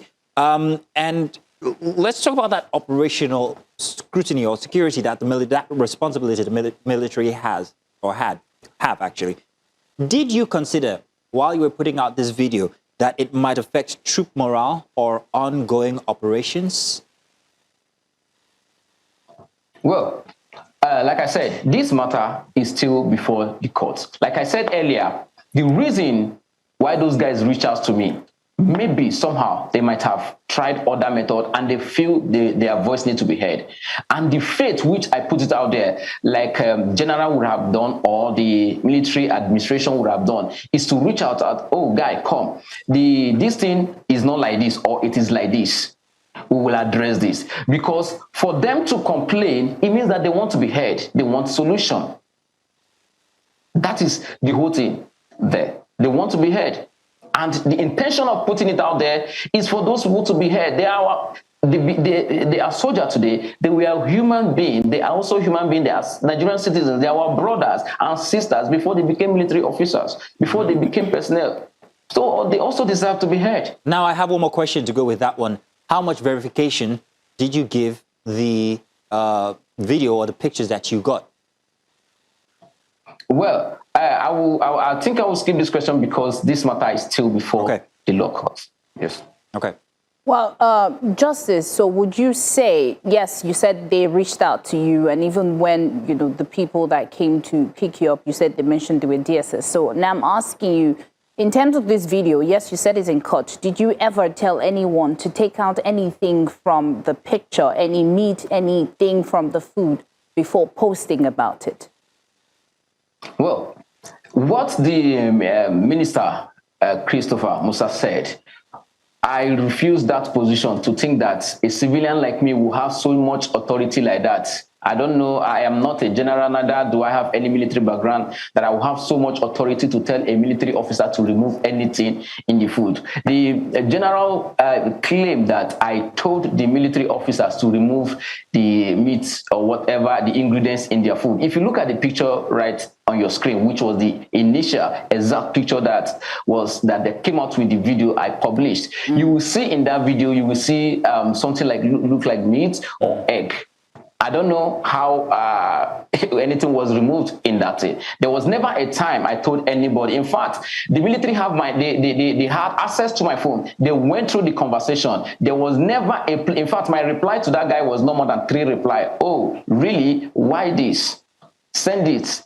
There was never, in fact, they reached out to me first, which the minister also confirmed that the military reached out to me. So imagine a military officer will reach out to a civilian. I will not tell the civilians, the military officer that, oh yeah, remove this. I refuse that position. I refuse that rank because I do not want it. And I thank the minister for trying to give me such power. I do not have such power for a civilian. No, now the minister wouldn't have said that, because even if a civilian tell a military officer to do such thing and he does that thing, that means something is wrong with the institution, and we should not have such kind of thoughts. So, Justice, honestly, you also cited when you were picked up that they asked you for the password and they took your phone.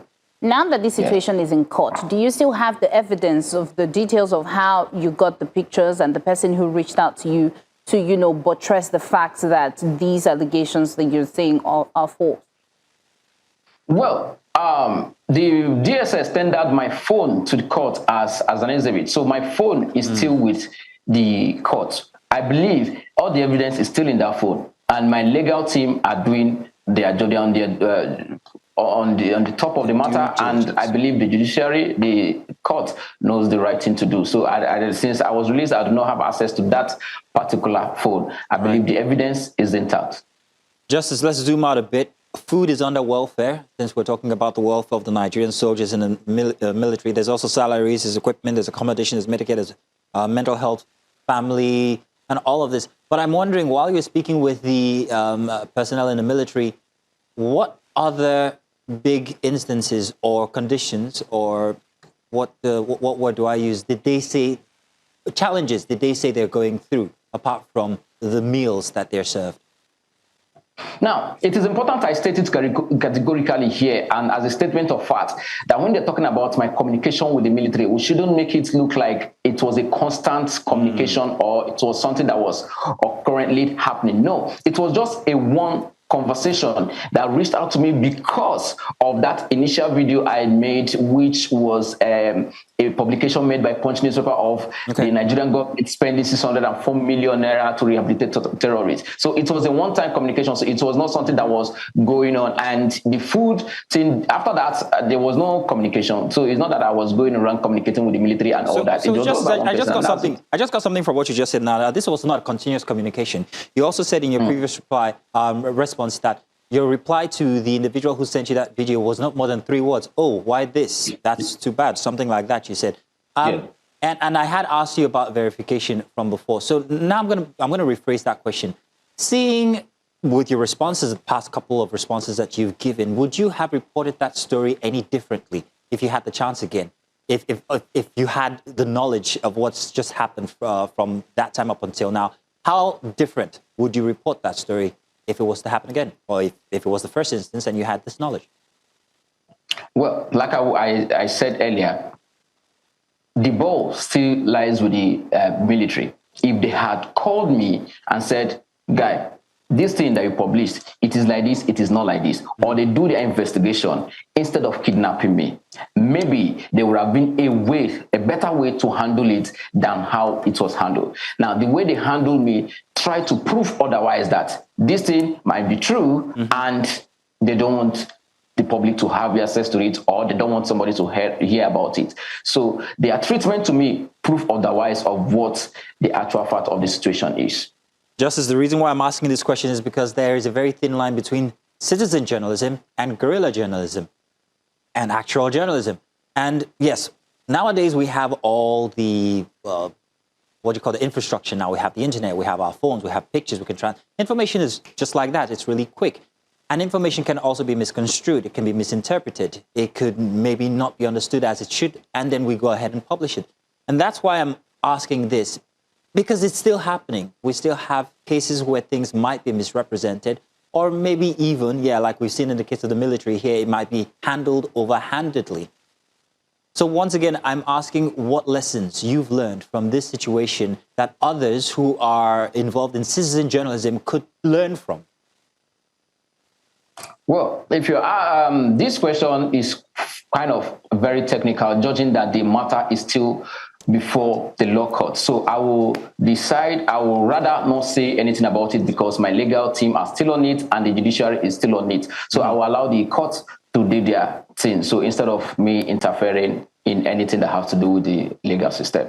Well, Justice, thank you so much for joining us and giving us your own, account of what has happened. And of course, since you've mentioned that these issue is in court, we wait and see how it turns out. And we duly hope that our soldiers who are on the front line are being catered for properly, because insecurity is at its peak. And we hope that, they're well, and we hope that everybody will be fine. Thank you so much, Justice Crack, for joining us today. We appreciate it. Thank you very much. Thank you so much. Thank you. Now let's go on a short break. When we return, Breakfast Extra continue. Don't go anywhere. Now, globally, orofacial clefts are among the most common birth defects affecting the head and neck region, occurring in approximately 1 in 700 live births. And before modern surgical advancements and the establishment of guidelines for cleft palate management, many children born with this condition were unable to survive infancy due to feeding difficulties and inadequate nutrition. Even today, a child's nutritional status is not only a reflection of their overall health, but also a key indicator of their ability to withstand surgery and heal properly afterwards.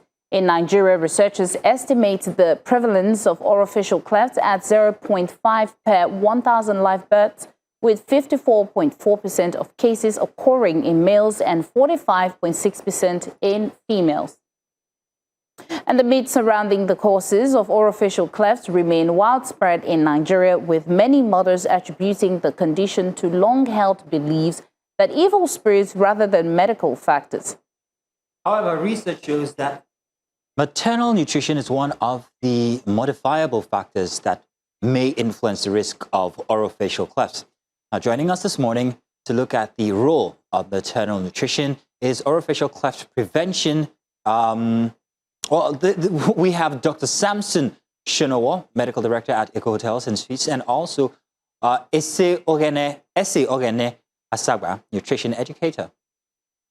We only have Ese Ogene at this point. Ese Ogene Asagba, thank you very much for joining us. We'll be joined by the doctor eventually. Yes. Ese Ogene, thank you very much for joining us this morning to talk about orofacial cleft. It's something that not many people are aware of. Well, they might have seen it, but not know what it is called. So if you will please do explain what exactly it is, what the cause might be, and how nutrition plays in to its occurrence at childbirth. All right, thank you very much for having me. And this is a very, very interesting topic that I don't think we talk about enough in the health space. So an orofacial cleft, I think it doesn't do much justice to this, but it's a quite common birth defect where the tissue of the lip or the roof of the mouth, typically around here, doesn't join completely during pregnancy. And so that's how we present as someone having an open space somewhere around here. And so that's what an orofacial cleft is. And nutrition plays a very, very huge role in the development of this condition. And so the reason is because the face and skull, they form incredibly early, within the first 4 to 10 weeks of pregnancy. And you're very familiar with how people find out that they are pregnant. That is even before a lot of people even know that they are pregnant. So it happens very, very early. And during this window, we have a couple of cells, and your cells, they need to migrate, they need to join together, they need to organize themselves with a great amount of precision to be able to form the face. So the lips, the palate, the jaw, and just the entire of the facial structure. And so nutrition is very, very important in this development, because you need the right building blocks, and they need to be available at the right time to be able to put the face together. So when this process is disrupted, we don't have enough of the nutrients that are required to move these cells around, we can see that the cleft lip and cleft palate may occur, because nutrients are not available at the right time to move these cells around and to be able to join them. Right.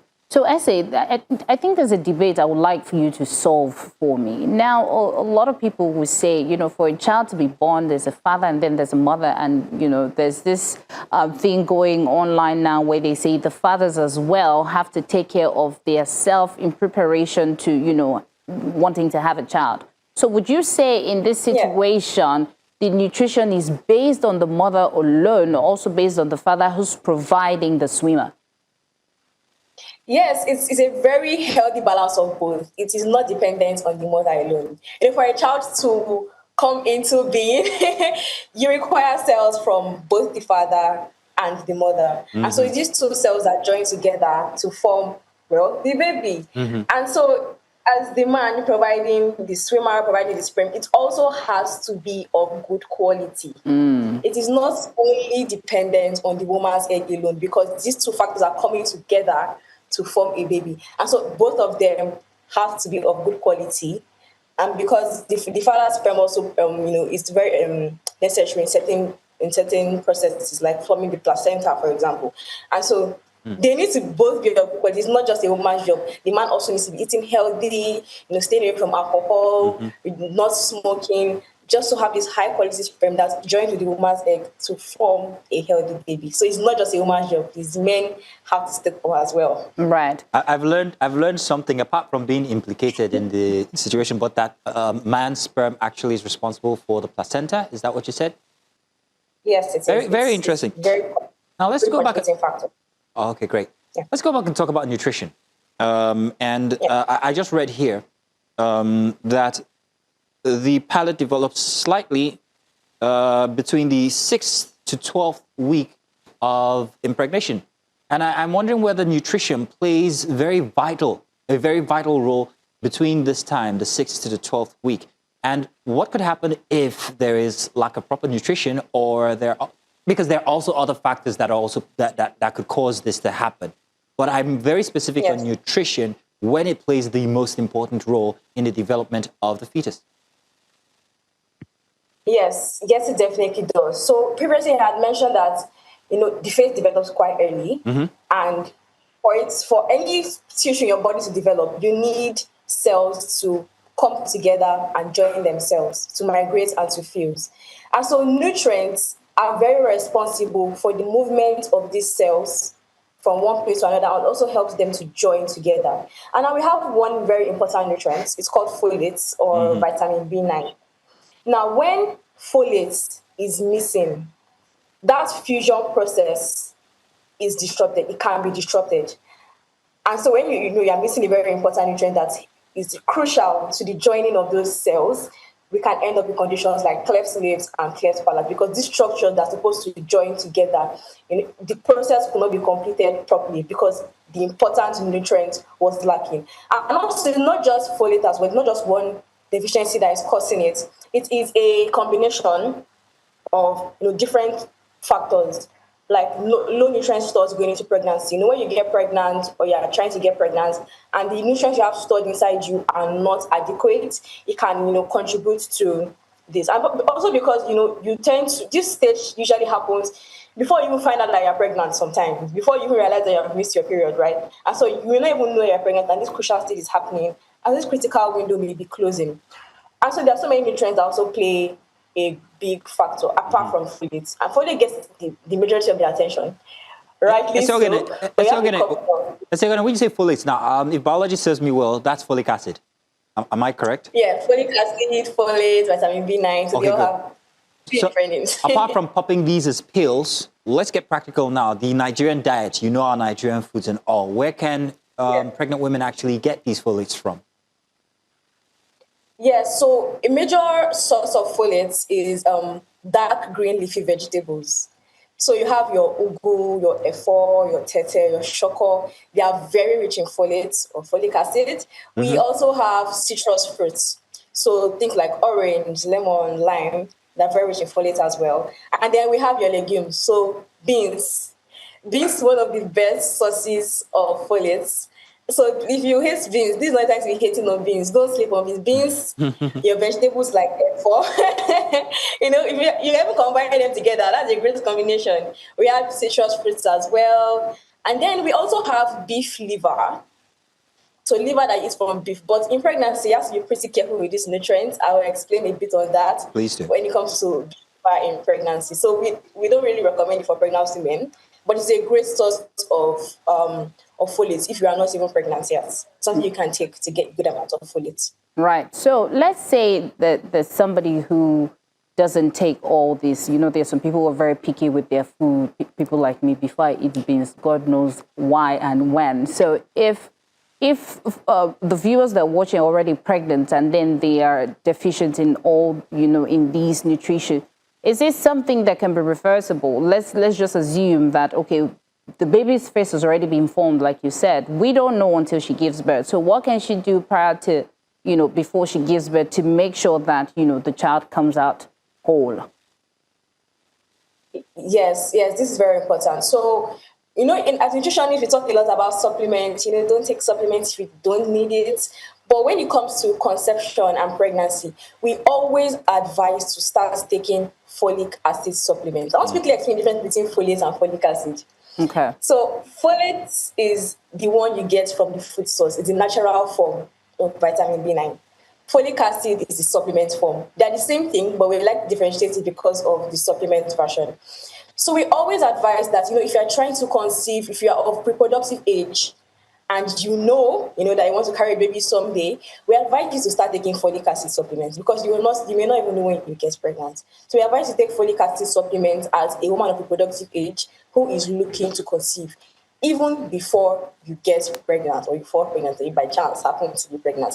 Very, very important for you as a woman to start taking folic acid supplements. There's iron supplements as well. It's not very crucial to this topic, but we always advise the combination of folic acid supplement and iron supplement as a woman of childbearing age. Because this way you're able to start building your nutrient store, you're able to start giving your body folic acid or folate to store. So when you by chance get pregnant or by intention, you have this folate readily available in your body to help with the development of the face, the craniofacial structure. So we always advise, please take your folic acid supplements if you want to have children. So one has given birth, and it's unfortunate that this occurrence happened with their baby. What remedies are there? What operations could there be? And how expensive and accessible are they? Well, yes. So there are surgical procedures to help correct cleft palates. And they're actually becoming a bit more accessible in Nigeria now. A lot of times it's even being done for free.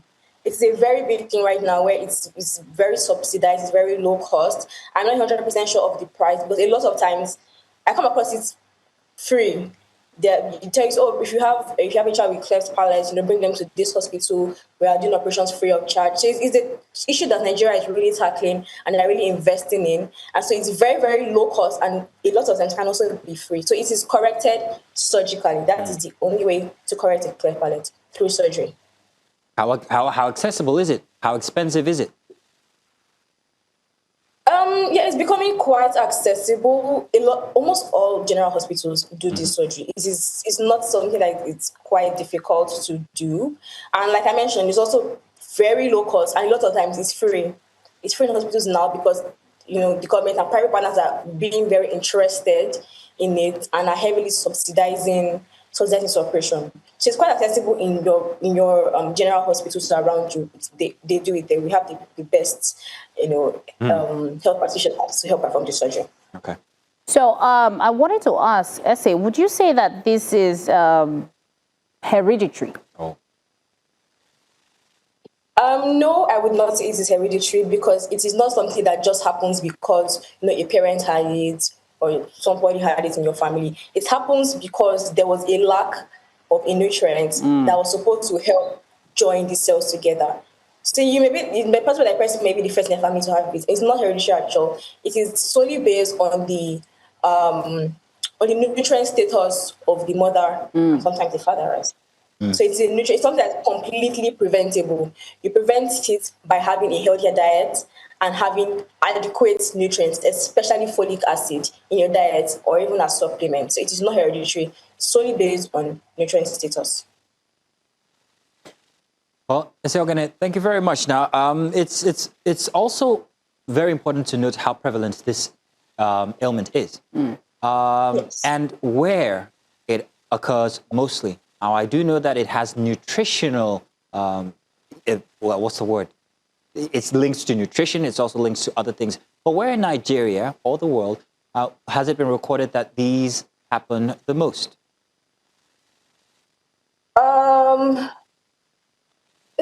Is there a pattern to it? I highly doubt that. It's okay if there's no such stats. I'm just curious. I just wanted to know. Yeah. But is it something in Nigeria? How prevalent is it? It's quite prevalent in Nigeria, especially, funny enough, among females. It happens more frequently in females. Do you know why? Do you know why? Basically, Do you know why this is so? Why is the female gender or female child more prone to it? I honestly don't have the data on that. I also Okay. found it a bit interesting why it happens more in females. But the difference between the male and female prevalence actually is not so much. All right. It's not so much. It's not very significant. But it's becoming quite prevalent in Nigeria, and that's why it's becoming a bit more subsidized. The treatment being subsidized and even freer as well. Well, okay, Essay, thank you for that. Let's go on a short break. When we return, we continue the conversation. Don't go anywhere. Yes, before the break, we're talking about orofacial cleft and nutrition. And I think, Mazino, as... I do have a final question for you, Isiogene. Thank you very much for giving us all the tips since.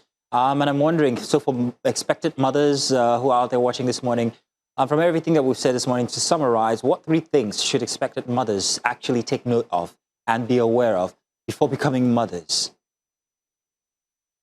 All right. So as an expectant mother, if you are still in the process of trying to conceive, I would highly, highly, highly recommend that you get started on folic acid supplements.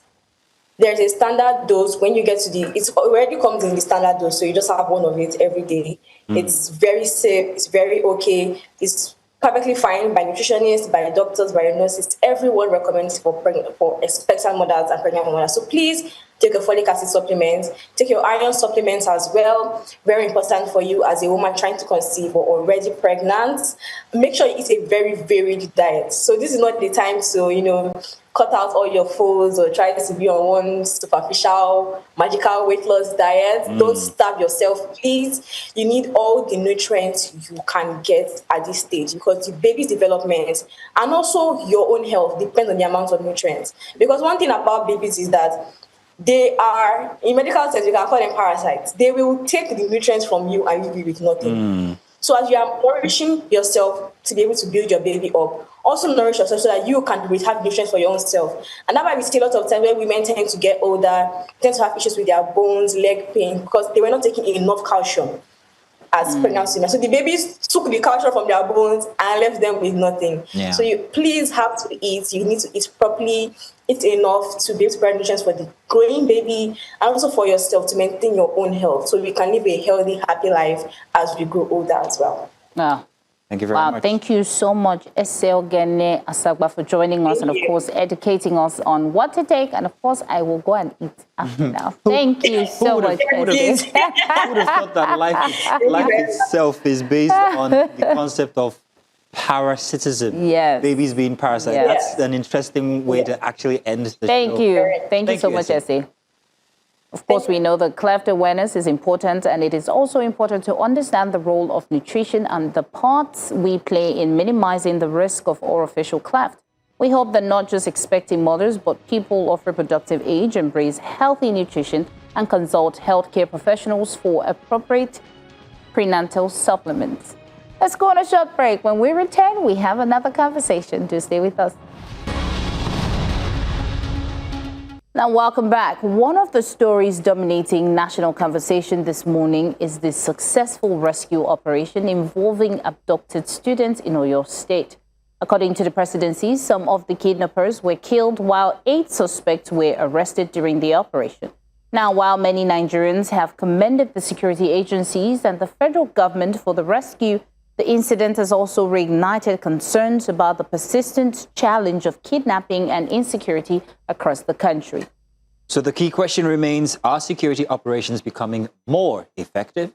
What lessons can be drawn from this rescue? And what more must be done to prevent such incidents from occurring in the first place? So to help us unpack these issues, we're going to be joined by 2 respected security experts, Dr. Awal Aliyu, security analyst and public affairs commentator, and also Dr. Dennis Amakri, national security analyst. Gentlemen, you're welcome. Thank you very much for joining us. Gentlemen. Thank you for having us. Let's take a small package first. Let's see the rescue, and we'll be back to ask our questions, of which we have many. Hello, sir. Our father, we are grateful. The president, sir, we are grateful.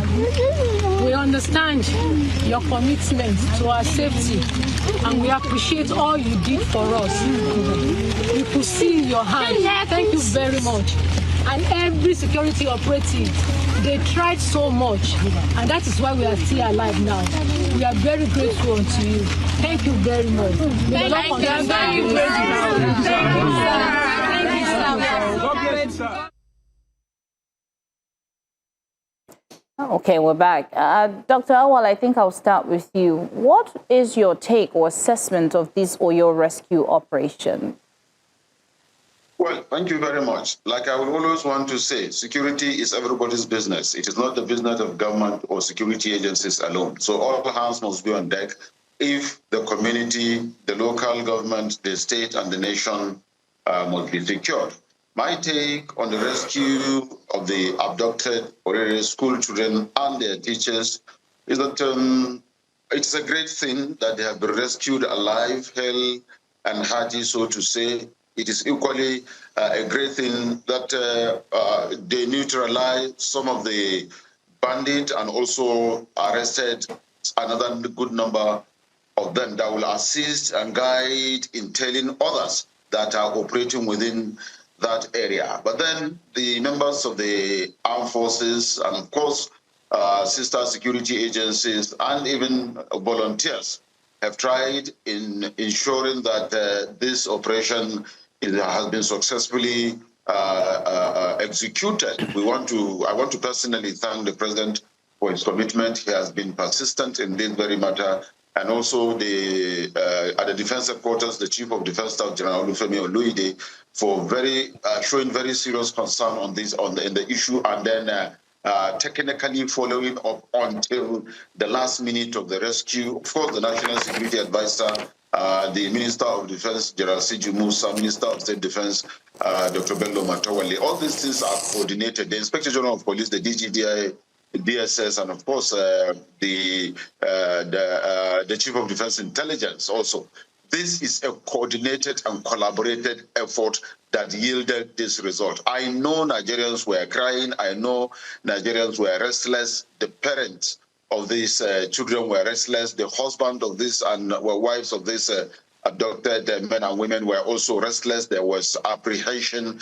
There was discomfortability from the people. There was expression of interest, opinion. There was hues and cries. There was hopes and the prayers. But at the end of it all, I have said it times without number, that all that matters is patience. All that matters is perseverance, cooperation and understanding, information and timely intelligence, timely and credible intelligence that will assist in the rescue of these people. I have said it severally in several forums, most especially in this your forum. We've had this discussion in the past, and I've mentioned that by the grace of God, these children and the teachers will be rescued alive, hale and hearty. It is all the matter of technicality, strategy, and the patience. And I said, while people were complaining and saying that the days are growing and it has taken too long time, I said it here that it is not about the days. Yes, it may matter to the parent and the citizens of the state and other country, but for the security agencies,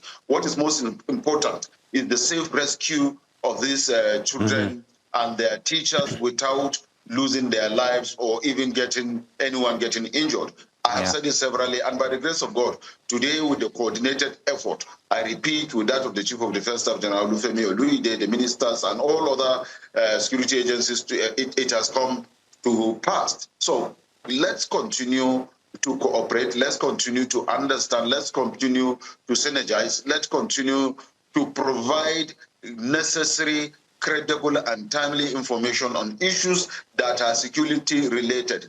These people that did this rescue, the security agencies themselves, are not coming from a different planet. They are not coming from planet Jupiter. They are in Nigeria. They are Nigerians. So indeed, and they are not. Indeed, Awal, I just wanted to point to something that you said. Indeed, it was a collaborative effort, because even I felt involved as well, prayers and all. It felt good to see the principal, hale and hearty, and also the children, most especially. I think they've been termed the Orire 46 now. Good to have them back. But Dr. Dennis Amakri, let me come to you now. Let's talk about what this instance actually tells us about kidnapping syndicates in Nigeria. And at a time when the debate about state policing is raging, what does it say about local collaboration as well? Okay, thank you very much. You see, this particular rescue operation, has come to clear a lot of doubts to the public, and it's also come to show that when the security agencies collaborate, they can actually, succeed in whatever they are doing. And then also, these ungoverned spaces that have been our major issue, can be penetrated. Although, my condolences go to the policeman and the soldier that lost their lives during the, approach, because this particular terrorists were actually ready for this. They embedded themselves in the forest there, and then of course mined the area, and then of course try to show to the government that they are serious by butchering somebody live on social media, and then of course to show that they are very, very serious. They were there to try to release the persons their leaders that were with the DSS. And then, of course, when the negotiations did not favor them, they went ahead and butchered the man to show that they are serious. But, well, at the end of the day, to cut all the story short, we knew what happened, and they've successfully brought out these children and their teachers. And the implication on local collaboration? Yes, local collaboration. Now, one thing is this. The security agencies actually collaborated. And then, of course, the communities around that area, also.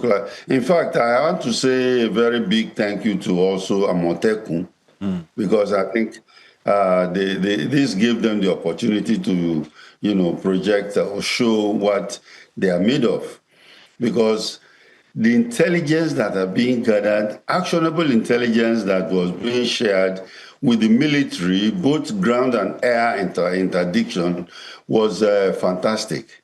So a lot of hands were on deck, just like Dr. Ali has said. A lot of hands were on deck, and of course, the outcome is what we are seeing today. Right. Thank you, Dr. Dennis. Now, Dr. Wow, the question now will be, since there's a collaboration, in getting the victims back home, would you say that this is an avenue to say that state police is needed?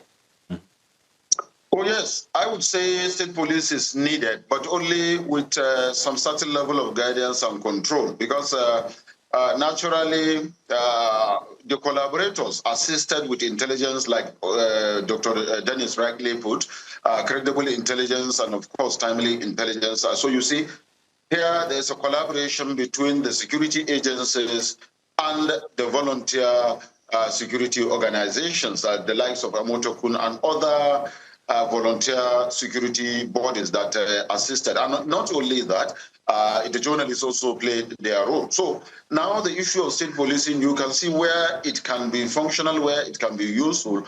But the only challenge is misuse of the state policing by the state governors. So I have always expressed this opinion that the governors should not have a total control of state policing arrangement. They shouldn't have 100% control. As far as I'm concerned, it should be 70-30 kind of control. 70% control can go to the state governors with a particular references on what instructions can be carried out by the leaders of the police at the state level after creation, and 30% control goes to the federal government on a particular sector or particular command and control, that it's only the federal government that can issue to the state policing arrangement or the leader of whatever state police that can be carried out, so that there won't be misuse of the state police. But outside that, I can tell you that the state policing arrangement is a very good one, is properly harnessed, is properly arranged, if well organized. It will assist greatly in security. Why? Because the state policing arrangement, those that will be recruited as members of the state police will be coming from the community, will be coming from the locality, will be coming from the state. So in most cases, where you have a locality and you recruit some people to become members of the state police, within their locality, they know who is a nice guy, they know who is a bad guy. They also know possibly the hideout of the bad guys, and then they also possibly know the tactics and how they do what they do. So if you recruit the best, the good ones among the bad ones in the community and make them the members of the state police, it will reduce greatly the volume of crime that can be carried out or perpetrated at that level. But like I said, the only fear is not giving the state governors too much powers on the state police that they might use against either political opponent or perceived enemies, because a governor can perceive someone to be his enemy, whether they may even belong to the same political party or even belong to the same administration. But if he perceived as his enemy because he has too much and enormous powers that can control the state police, he can use them against, he can use the police against a perceived enemy or political opposition. So these are part of the things that needed to be looked into, and make sure that it is properly observed and curtailed before it even happens. Outside all this, I think it's a good thing. If you listen to nationally, just a few days ago, I think at the various forums, town hall meetings and what have you, experts came to express their opinion of what they think about the state policing, the former Inspector General of Police, former Chief of Defense Staff, the ministers of defense, the security analysts, security experts, state governors, members of House of Reps, senators, opinion leaders, community leaders, civil society organizations, all express their opinion at different forums in different times, and are also of the opinion that, yes, it's not bad to have the state police, but with certain level of control from the center, not just allowing the state governor to have total control. So I also buy in the issue of the state policing. And if you listen to the Minister of Defense, Christopher Gwabe Musa, in one of his presentations, he equally brought out that it is either we get the state police right, we succeed, or if we get it wrong, it will worsen the security situation. I also heard the Chief of Defense Staff, General Olufemi Oluide, saying that police needed to be properly funded so that they can take charge of their constitutional responsibility, which is the handling internal security. Because ordinarily, the armed forces are saddled with the responsibility of protection of territorial integrity of Nigeria against external aggression. It is because the security challenge is overwhelming. That was why the armed forces had to come in and be being part of internal security. Ordinarily, it would have been the responsibility of the Nigerian police, but it is overwhelming, like I said, and then it is too cumbersome. Therefore, that is why the members of the armed forces are coming in. And even at that, you see that it is usually, in most cases, a joint security team, a joint patrol team of all sister security agencies, the armed forces, the police, the DSS, civil defense. In some cases, you find immigration, even customs are being part of it. All right, Dr. Awa. So it is good to have state police. It's a good thing. Okay. And also, that does not mean you will disband the federal police. You have the federal police operating within a certain level. You have the state police operating within a certain level, and you have maybe a commission, National State Police Commission of Nigeria, where the activities of the state policing arrangement can be regulated from there, so that there will be no excessive use of powers or misuse. All right, Dr. Awa. Dr. Awa, thank you very much. Dr. Bakri, I want to come to you now. In your previous submission, you talked about, you congratulated the efforts of Amotekun, vigilante, let's call them vigilantes from now. And I wanted to ask a question regarding the situation in Oyo State and the rest of Nigeria, especially in the north, where we have vigilantes supporting agencies to make sure that this rescue happened. In the north, there's also the use of vigilante to help secure certain communities. Only this time, the vigilantes are actually members or former members of these bandits' enclaves. So now I'm wondering, now, with the template that we have here for the rescue of the Orire 46, do you think that this can be applied in other parts of Nigeria to get good results, noting the dynamic that exists when it comes to northern vigilante? Okay, before I even answer your question, I really want to drop a word about state police, because I've been one of the advocates of state police right 15 years ago. Until right now, we have it being, passed by the National Assembly. But again, I can see the creation of the state police is sliding away, because different ideas are being used in trying to, nuance the whole thing.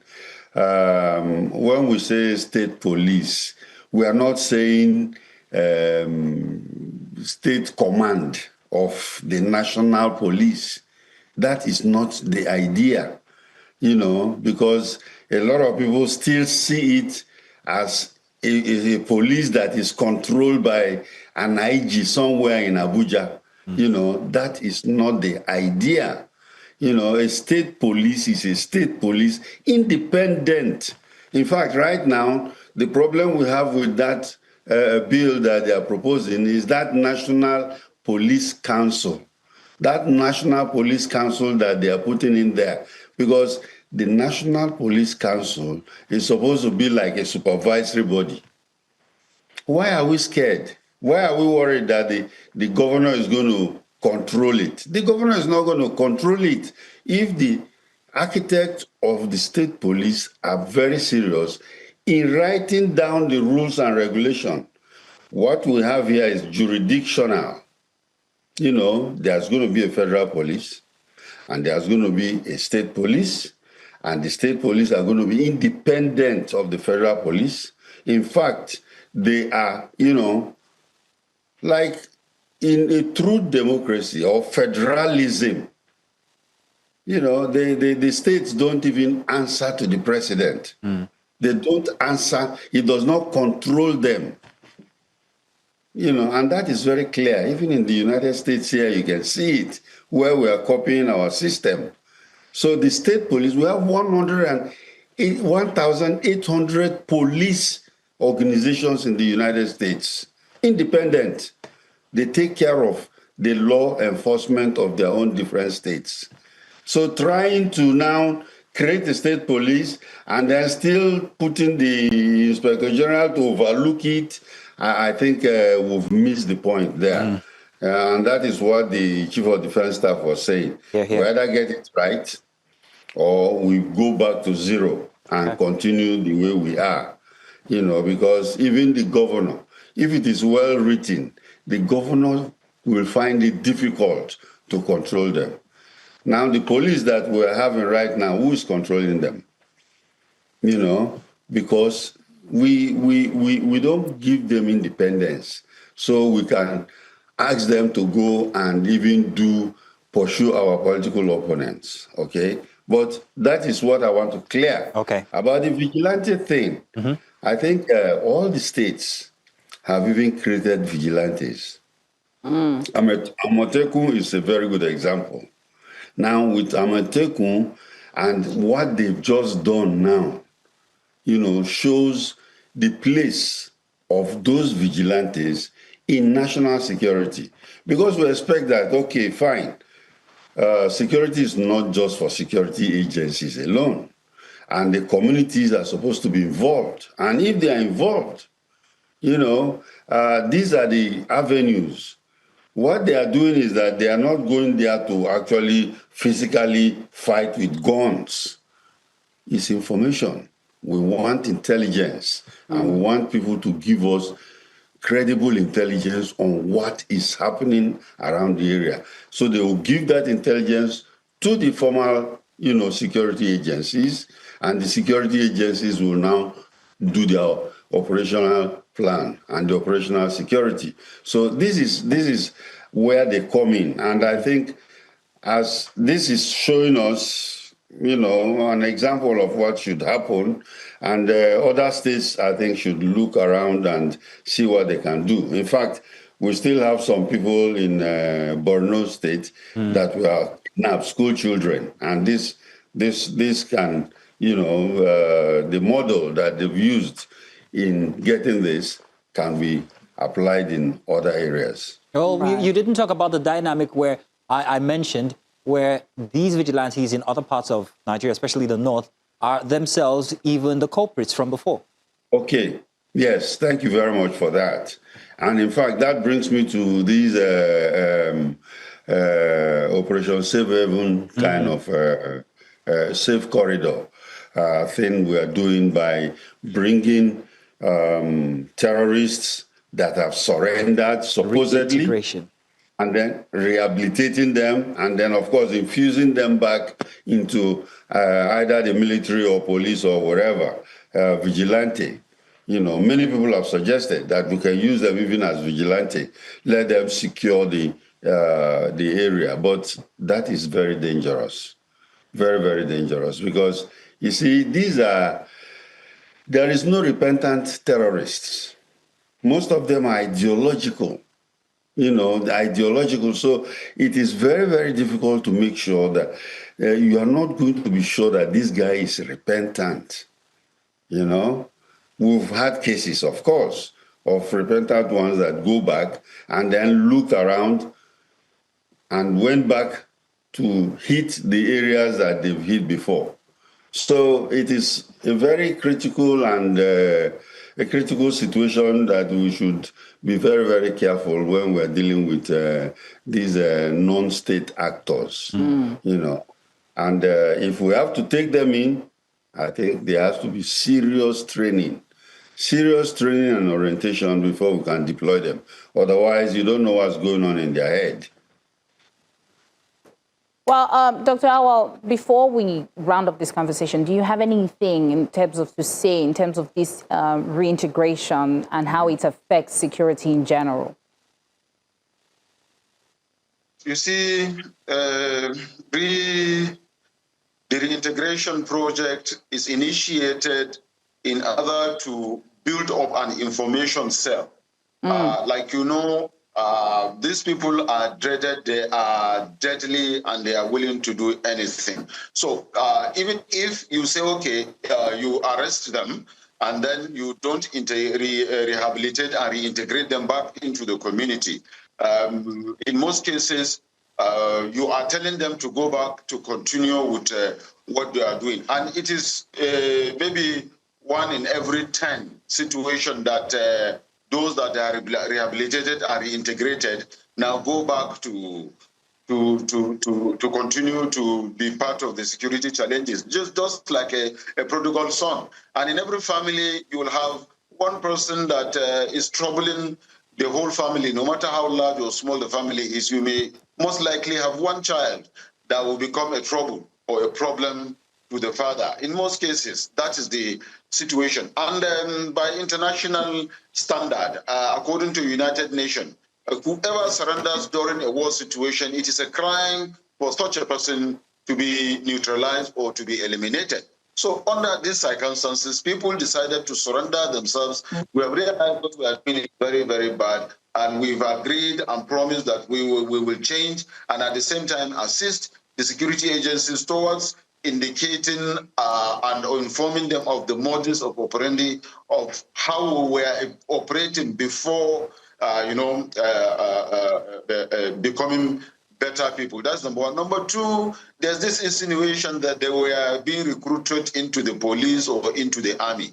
I think in different forums, I've had the Director of Defense Information, different directors of Defense Information saying that there was never a time where these rehabilitated members of the dreaded group are recruited into the armed forces. Rather, what usually happens is they are being used as informant and also put at the front whenever there's movement to operations, but not properly being recruited, wearing uniform, and are on the list of the armed forces, are on the salary on the armed forces. I don't think that was what has been happening. But it is nothing wrong for you to have an information cell, because everything, security issues lies on information, credible information and intelligence. If there's no information, there's no credible intelligence, nothing, the security agencies cannot do anything. So you need to make use of the same people that were part of the problem that decided to become better people to be able to reach to those that decide not to become better people and neutralize them. Right. Well, thank you so much, Dr. Awal Ali, for joining. And of course, Mr. Dr. Dennis Makri, for your contribution to this discussion. We appreciate, and of course, we're happy that your rescue operation was successful. Thank you so much, gentlemen, for joining us at Breakfast Extra. Thank you very much. Thank you for having us. Grand. And that's how we end the show here today. I want to say thank you very much to our viewers who tuned in for our first installment this weekend. We are going to be back again tomorrow for a Sunday edition to help you start that week right and have more conversation. Of course, Queen will be giving the monologue. I will. Just maybe it's a movie or music. We'll find out. It's either going to be one of two. It's either going to be Glee or what's the other one? We'll find out. We'll find out. See you tomorrow. Bye-bye now. Bye.